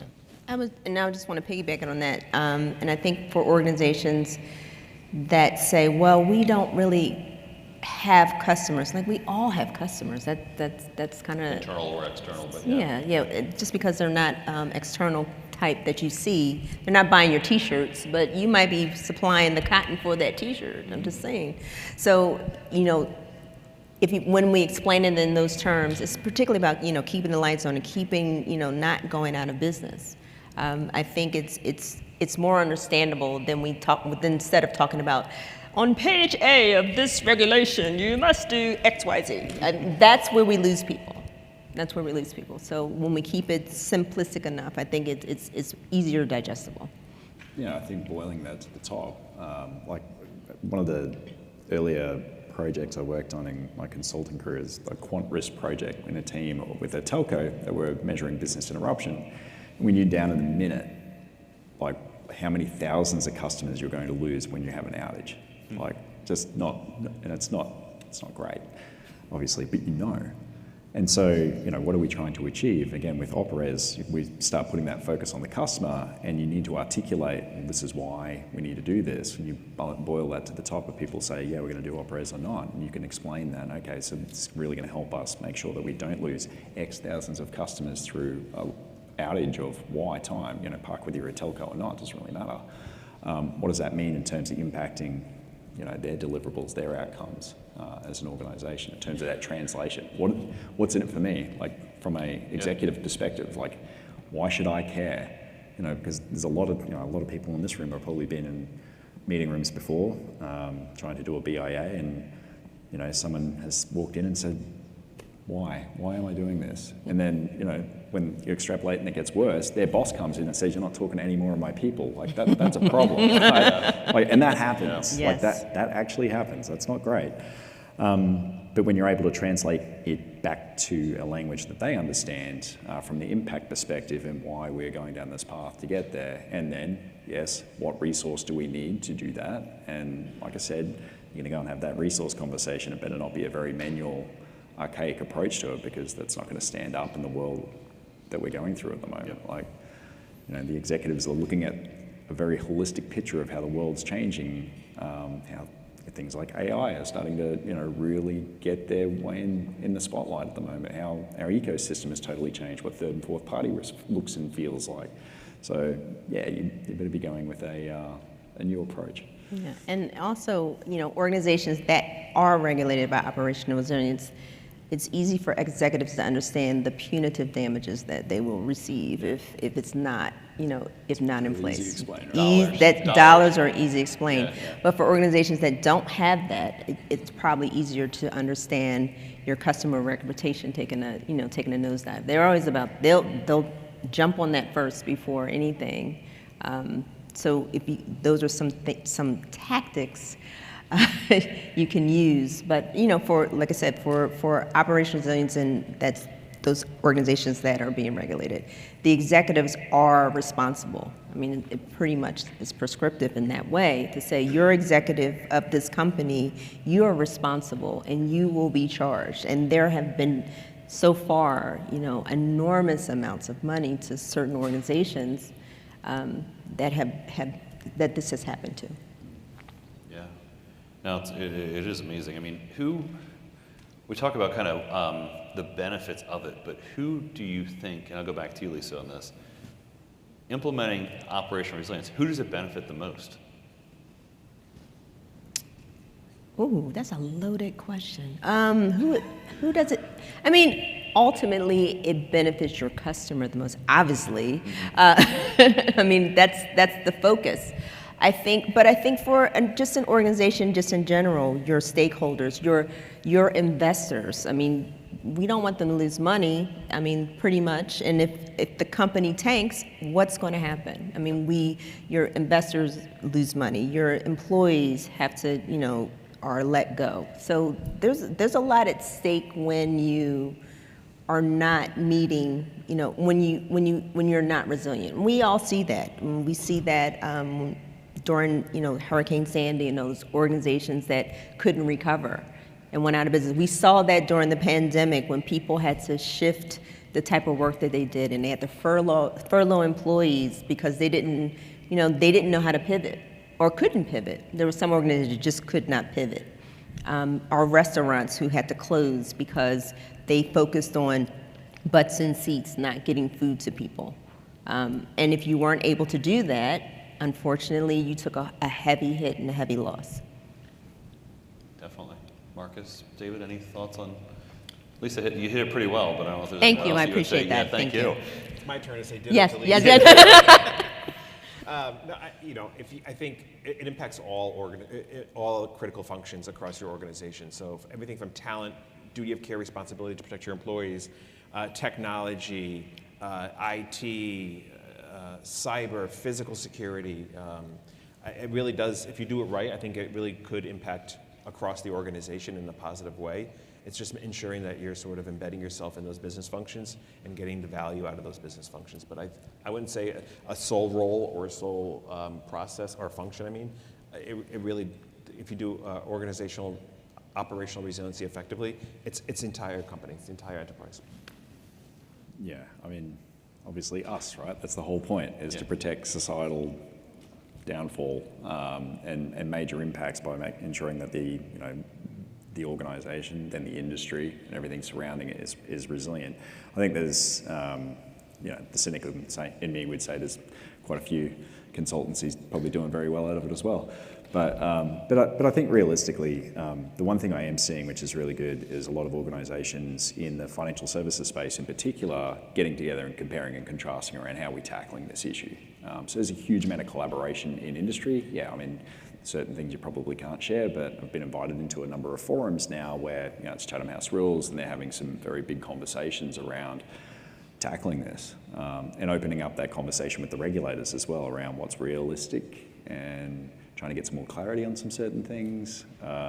So there's really good collaboration happening there. I think where I had this conversation with a major bank in Australia last month, where there's probably a bigger opportunity that we're yet to tackle is understanding that third and fourth party risk piece around it, so we can all get our heads around what that systemic impact looks like if you lose some critical vendor that every or nearly every financial institution is reliant upon, what that means, especially if we have something we haven't seen before. And I know people turn around and go, well, that'll never happen at that scale. It's like, well, a lot of things are happening that I never thought were going to happen before, right? That'll never happen. We don't have to worry about that. Yeah, let's hope not. But yeah, I think trying to, as an industry, getting our heads around what that systemic risk exposure looks like, I think there's a lot of room to improve on that. But yeah, there's good collaboration, which is good. That's awesome. We're going to take some questions from the audience a little later, but I just wanted to remind you, if you want to go into the app, into the session and ask a question, we should have some time in a little bit as we go through the conversation. But really, I think good kind of outlining the benefits and kind of, we've stayed away from the what a little bit. Let's say, like when people leave here from DRJ and they say, well, I don't have to do op-res because I'm not regulated, but I'm interested. How do they start? David, you look like you have an idea here. What's the actual practical steps, right? So go do it. Yeah, well, the topic is getting that executive buy-in. Which is I think sort of step one is if you want to implement operational resilience, and maybe right now you're just doing continuity or you're just doing crisis management, have that conversation with the executive, outline your strategy, outline how this could, they always say your ROI, what's your return on investment, how's this going to benefit the company, and then present that to the executive and get that initial buy-in. I also really like a steering committee approach. If you're one person or maybe you're a small team, get those other business functions to buy into your strategy as well, and maybe create a steering committee or whatever you want to call it, but a resiliency committee where you're representing the entire of the company, or you're representing that sort of unified approach rather than just security or continuity. So that would be step one. Yeah. Awesome. Yeah, and in addition to that, I would also say if you can align with other teams. So I'm afraid to say it, but not everyone has that executive ear, unfortunately. But when you can align with maybe the risk management team, or you have conversations with your technology folks and try to have a better alignment, when you come as a group, it's probably an easier sell when you don't have that executive ear and you don't have that true executive sponsor. And it's almost like it's a bottom-up approach, but when you have a plan or a true initiative that you say, look, all of us are working together and we really want to present this to you, you'll have a better opportunity for your executives to actually listen. But if instead of just being that one voice that the executives may not even know you, unfortunately that happens. But to have that better alignment approach, I think you can be more successful. Makes sense. Yeah, I think outlining the why is a pretty important place to start, right? So if you're not regulated to do so, are you a supplier to a regulated industry or linked into that particular industry in some way, which is probably it's probably coming anyway. But also, you know, to that point, I mean, you're certainly going to have to go and put the case forward to get buy-in. There's multiple ways to do that, of course. You know, dropping something that shows impact is always a really interesting way to get buy-in about why. And I would say about, you know, whether that's op-res or not, but certainly if you want to do something around customer, specifically to outline the importance of maybe taking a slightly different approach to this to get a better understanding and building that resilience for the organisation. I think it's really important always to go in with a very systematic plan of attack, because this isn't just, we're going to hit the end and then we're done. Like it's not, that's not how it works. So I think being able to go in day one and show that you do have a systematic approach that doesn't require, you know, an army of 10,000 men and women to go and execute, because you will get shot. Like, it's just going to happen. So you don't want to be doing that. So you need to be thinking very carefully around how you might be able to tackle that. I think talking with people who are going through that journey at the moment is absolutely critical, because it is a big journey. And there's a lot of work being done, and there's a lot of heads spinning in the industry at the moment. So I think getting a really good understanding from people who are in the, you know, in the war zone, that sounds terrible. But like, you know, going through it essentially. So really getting the, you know, the in-depths of what's working, what's not. I think understanding your executive is also very important.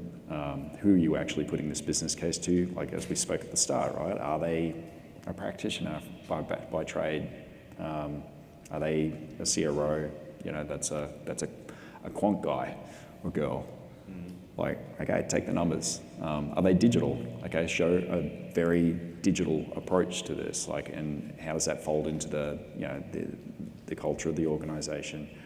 So I think really understanding how that, in a language that they're going to get it and understand from their perspective, and then obviously providing your evidence.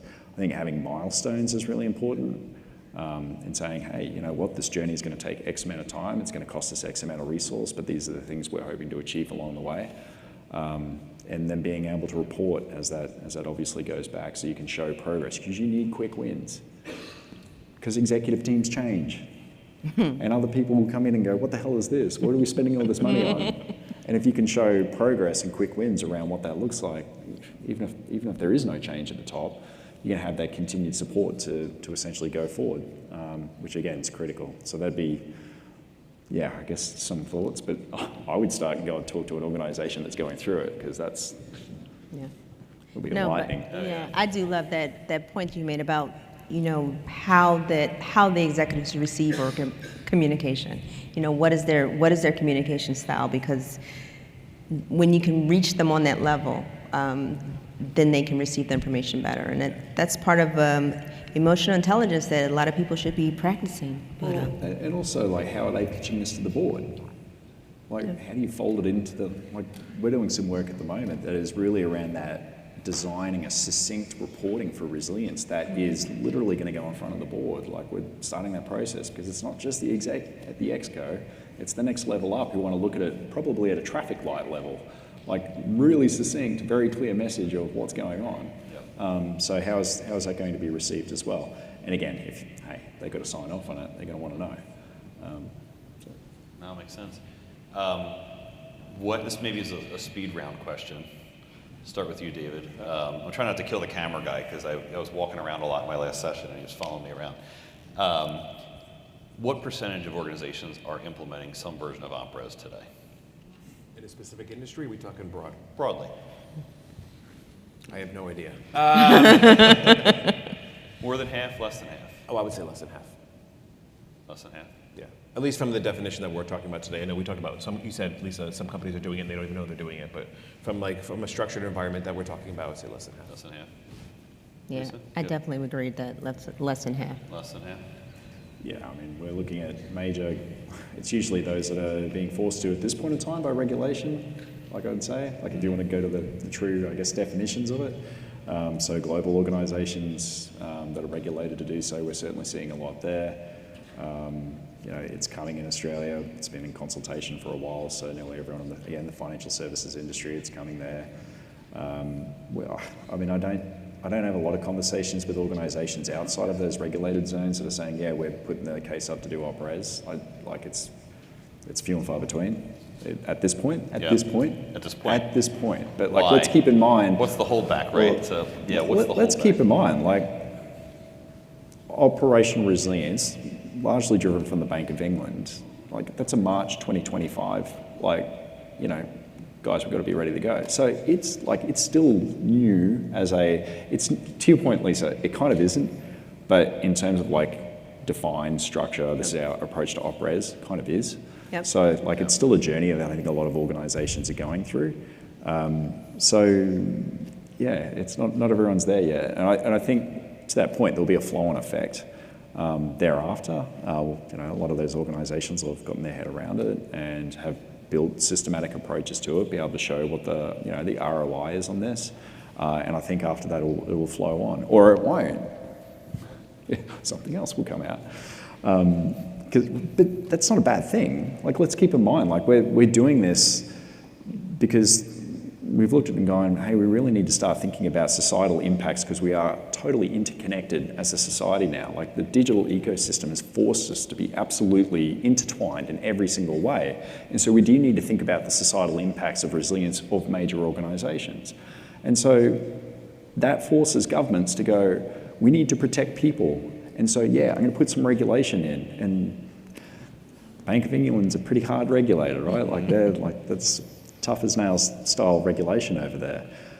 So that's why. Now, the world will continue to change. So if we think op-res is the end, the last thing of, resilience outcome you're ever going to see, the last no, it isn't. It will evolve as our world evolves, as things like kick in. Like, the world's changing. So like I was at I think you're at the same tech conference last year. Yeah.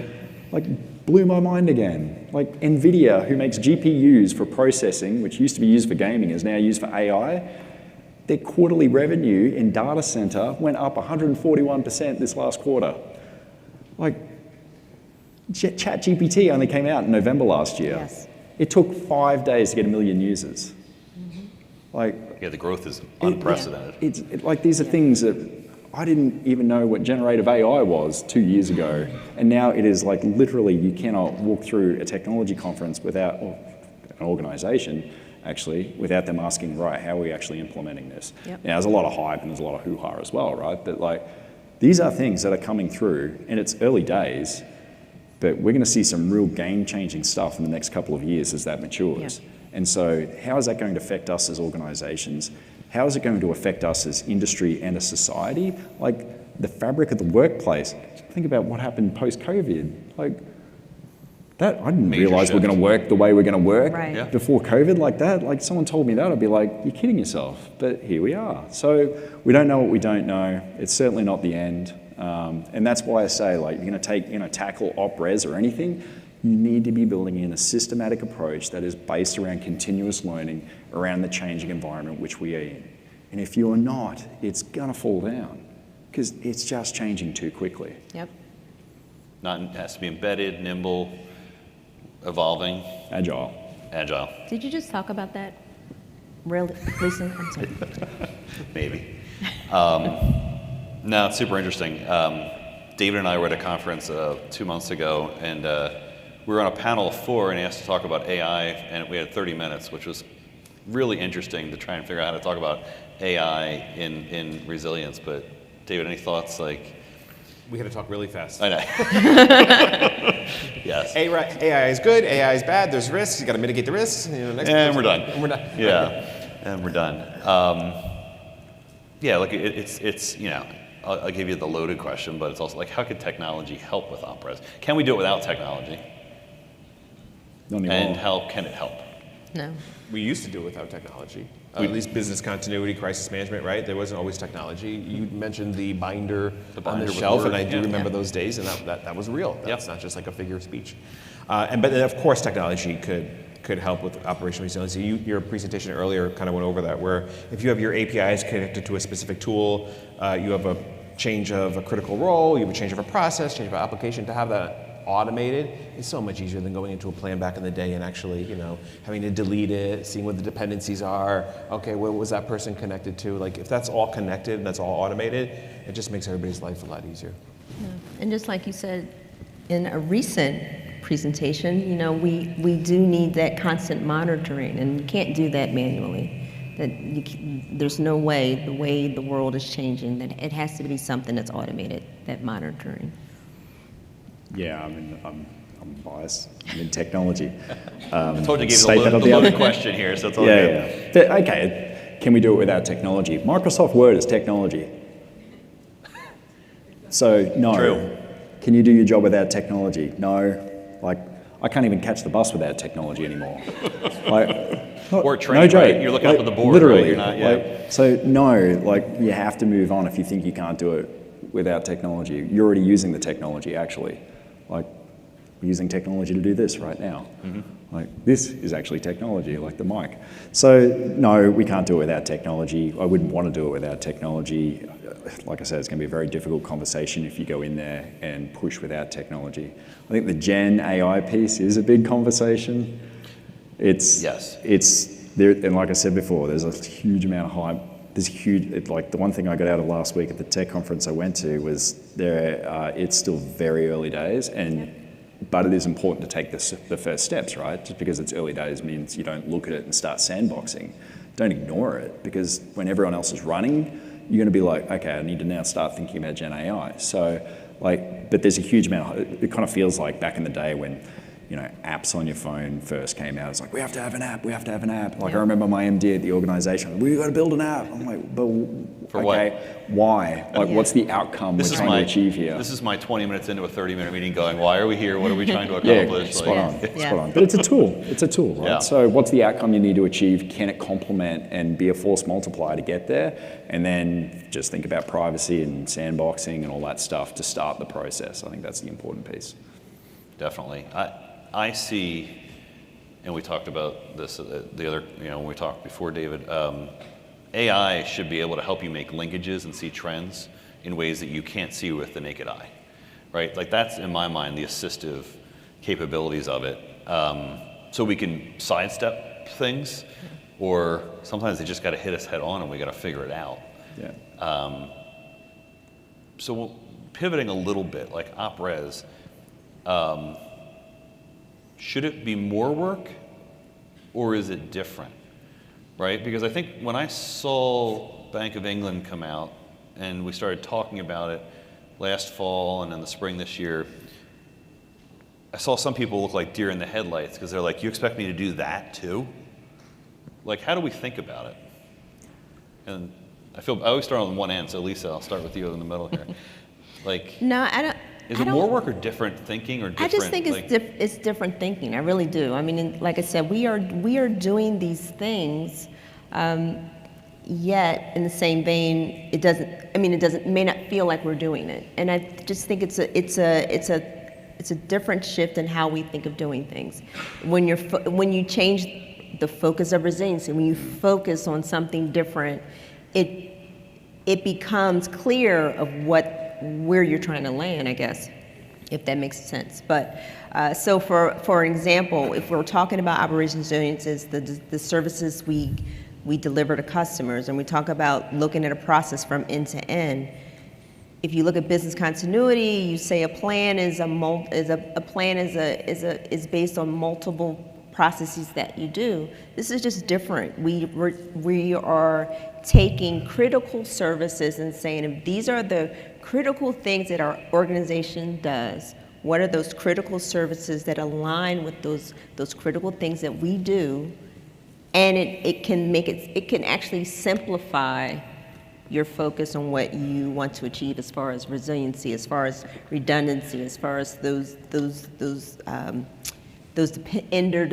dependencies on those services. So I think when you take that approach, it can actually it's just a different focus. I don't believe that it's adding more work. The only added work is that you actually have to probably talk to teams that you probably didn't talk to before because we're so used to being siloed, and say, guess what? We have no choice. We have to work together. The risk management team cannot hide what the risks are. And the cybersecurity team cannot say, well, we only deal with this. We all have to work together because it forces us to do that, which is actually a great thing, people. I mean, not all of us want to do it, but it's actually a great thing that when we all can work together on this. Absolutely. David?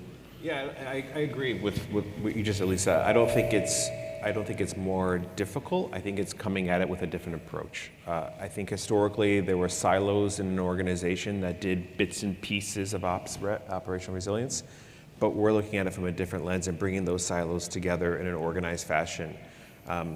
If engineering had a product, or if engineering had an application go down, they wouldn't necessarily call it incident response, well, they would call it incident response actually, but they would call it from an IT incident response perspective, and they would just do their own thing, whereas now we're like, no, well, if an application goes down, we want to know if it's critical or not. Here's how we could go into the broader unified command approach. If it's a crisis, here are the, let's all agree on escalation and triggers from incident to crisis and across the enterprise, whereas before it was just siloed, and I think each silo did their own thing. We're just bringing it together. That makes sense. You brought an interesting point out because I see this often. Organizations have a way that IT handles an incident. Business has the way they handle an incident. And physical security has a different way they handle an incident. And they impact all of them in a lot of ways, right? But it's different teams and different segments. Like, Marcus, I think you've kind of touched on some of this earlier too, right? Like, how do we think about that? Yeah, I think the convergence is, again, more than one upside to operators, but the convergence of those roles to essentially get a important business service up and running again, right, to serve the customer. So I think David, you touched on a really good point there. It's like it's not necessarily different or harder. It is different. It's not necessarily harder, but there becomes new work because of that. But if you are able to circle your organization around getting a business service up and running to serve customer, it's a much more collaborative motion that is less siloed. So I guess, in a couple of years' time to see those disconnects in data between, what the IT team thinks from an impact and outage perspective versus what the business thinks, hopefully that starts falling away over time, right? Because it's, hey, we got this business service, we need to get back up and running, here's our impact tolerance, how do we circle the wagons to get that moving? So I think I think that is something that is probably assisting that convergence of disciplines to tackle it in a much more cohesive manner. Now, like I said, early days. Definitely. Yeah, look, I don't think you can tell if you're getting better if it's so segmented either. Are we as an organization showing up more prepared? Are we reducing the amount of time to respond? But those are areas that there's 20, 30 years of experience on a help desk that's how they think, or in IT service management. So I think there's lessons we can learn from teams that are already there that we can start to kind of spread out across the organization. Well, and wargaming that stuff out, right? That's the beauty of simulations, micro simulations, drills, war games, you name it. It's knock it out, go. Okay, we've got a massive vendor that's at a bare metal recovery and we've lost them for 7 days, which happened in February impact a lot of organizations that are on an op-res journey right now. Okay, let's do that and see how we need to get this business service back up and running as a team. So we'll game that out. What does that look like? What are the lessons? Do it against the next one, and the next one, and the next one. Over and over. Don't make them big because you're not going to cover the ground. You need to get in there and do that on a repeatable basis. But it's doable. It's what we do. That's what we do. It's exactly what we do. So that's our opportunity as an industry. Absolutely. I think we'll turn it. We got probably, I'm minding my time here, about 10 minutes left. So we're going to open it up. We have some questions that came in. If you do have a question, please go in the app and submit. I have no idea how many questions are here, so we're going to take one, and then if we got to throw it back, we'll throw it back to a pre-planned one. How can you build organizational resiliency against the speed of negative social media? Example, Bud Light. Diana McCann provided this. I always laugh because I always have to watch. It's an audience question, but I never want to name a company because I don't know if they're here when you want to do something. So, but I don't know if anyone wants to start on that. So I always think about social media as media. It's a channel to get a message out. Yes, bad things happen. It's how you respond that matters always. I think Probably, I think that's been drilled in us. So if, and we have seen organizations do the right thing and put that out there, and that does quell that. But again, you need to be, practiced in these situations, and and authentic as leaders. If you have authentic leaders doing the right thing, that's a pretty important start. How it gets out media-wise, that's a channel situation, right? So there's do we have authentic, good leaders who are living by values? Yes, no, that's a big problem if you don't. And then the channel problem is a channel problem. And so social media can get negative if people aren't living by good values that are supporting our society. And yes, it will spread like wildfire. On the flip side, if you are, it can also spread like wildfire, right? So it's a do the right thing, use the channel. Yeah, and just not ignore it, because there are consequences. Well, I guess you have to see what your risk appetite is anyway, but there's consequences for do you address it or do you ignore it. And in certain instances, organizations really should address it. You want to nip it in the bud the best you can. I think you'll always get the negative responses, but those who are your customers, those who champion for this brand, because people love a brand, they just love a brand, and they also love to bring a brand down. So, but think about the most beloved and well-known brands in the world, and what could bring them, to your point, bring them down potentially. Exactly. Right? Yep. But you just have to make sure you're measured in your approach, but you can't let it linger. It's really. I would say control what you can control in life, and don't don't worry about the things you can't control in life. Social media could be positive, and it could also be negative. But it actually should be a part of operational resiliency, because when we mentioned monitoring earlier, you should be monitoring your brand reputation online as you're building out your program. That's part of the program. I think one of the thing that's changing though, this is a big change, and we're going to talk about it back at the booth later. Deepfake. So we've run a few workshops, and David, you had the good fortune of attending it. We're going to run that micro simulation again today. What does it mean to be deepfaked? So what does that look and feel like? Because that is something that a lot of us haven't. Every time I run that workshop, I ask, who's done a deepfake micro simulation? Yeah. Crickets. Would you see the one with Gary Busey that came out and just was ridiculous, Yes. like a radio interview? Yes. And they didn't release it was a deep fake because he can do things that are so crazy. Yeah. Nobody knew. Yeah. Yes. If your iPhone's got it's not hard to deepfake people these days. No. So that's a change. That's a nuance. That again, think forward. This is the world around us. It's changing day by day. The flip side is, you could have a leader that might sway your reputation of your business. And I think of Elon Musk, right? If you work at Tesla and you're trying to defend reputational impact of the company, I look at the stock, and so the stock swung for some reason up 20 points today. I don't know if he didn't say anything or he did say something, right? So, but you build to the organization's kind of risk tolerance, as you said earlier, Lisa, but also to kind of the leaders you have to stand behind as well, I think. Yes. So we hope that the executives are good corporate citizens. You're going to deep fake them back in the good way? Yeah, exactly. Okay, so we have another question, which was, and I apologize, it was just up for a second.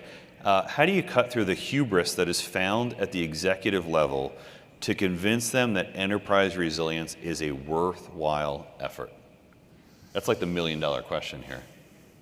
When somebody figures that out, please let me know.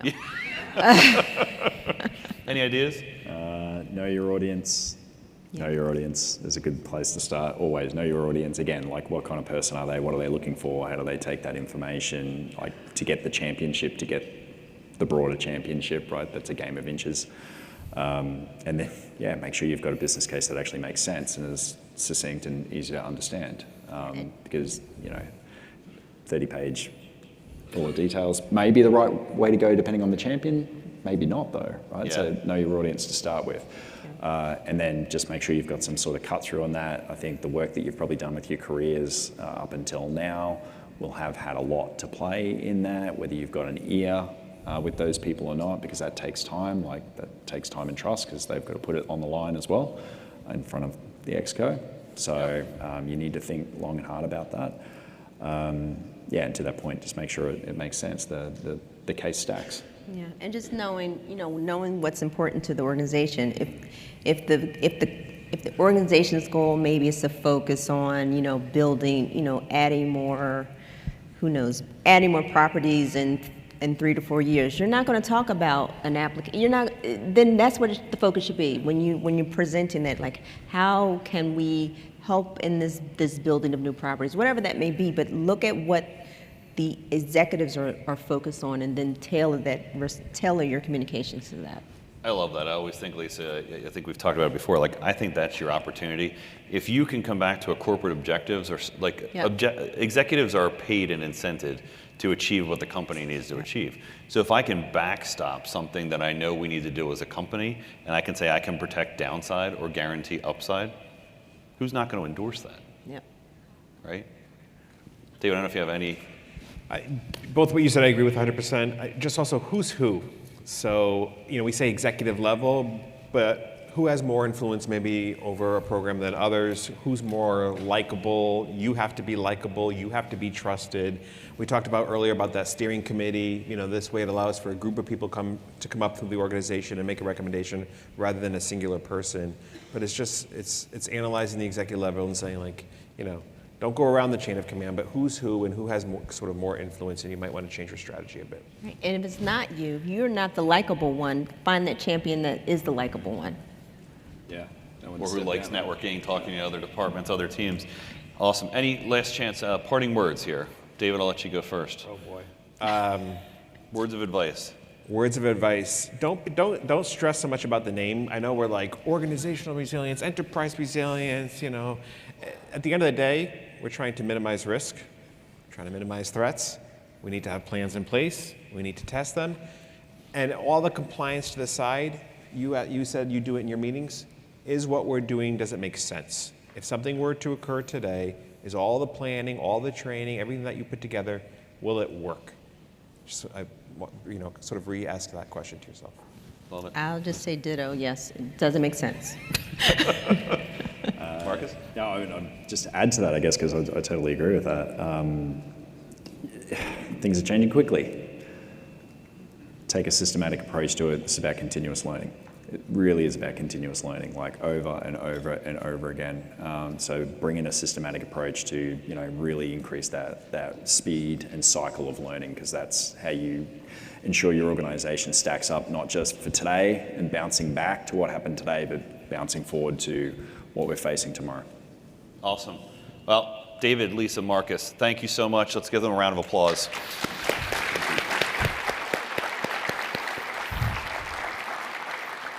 Thank you. And we can go and exit off.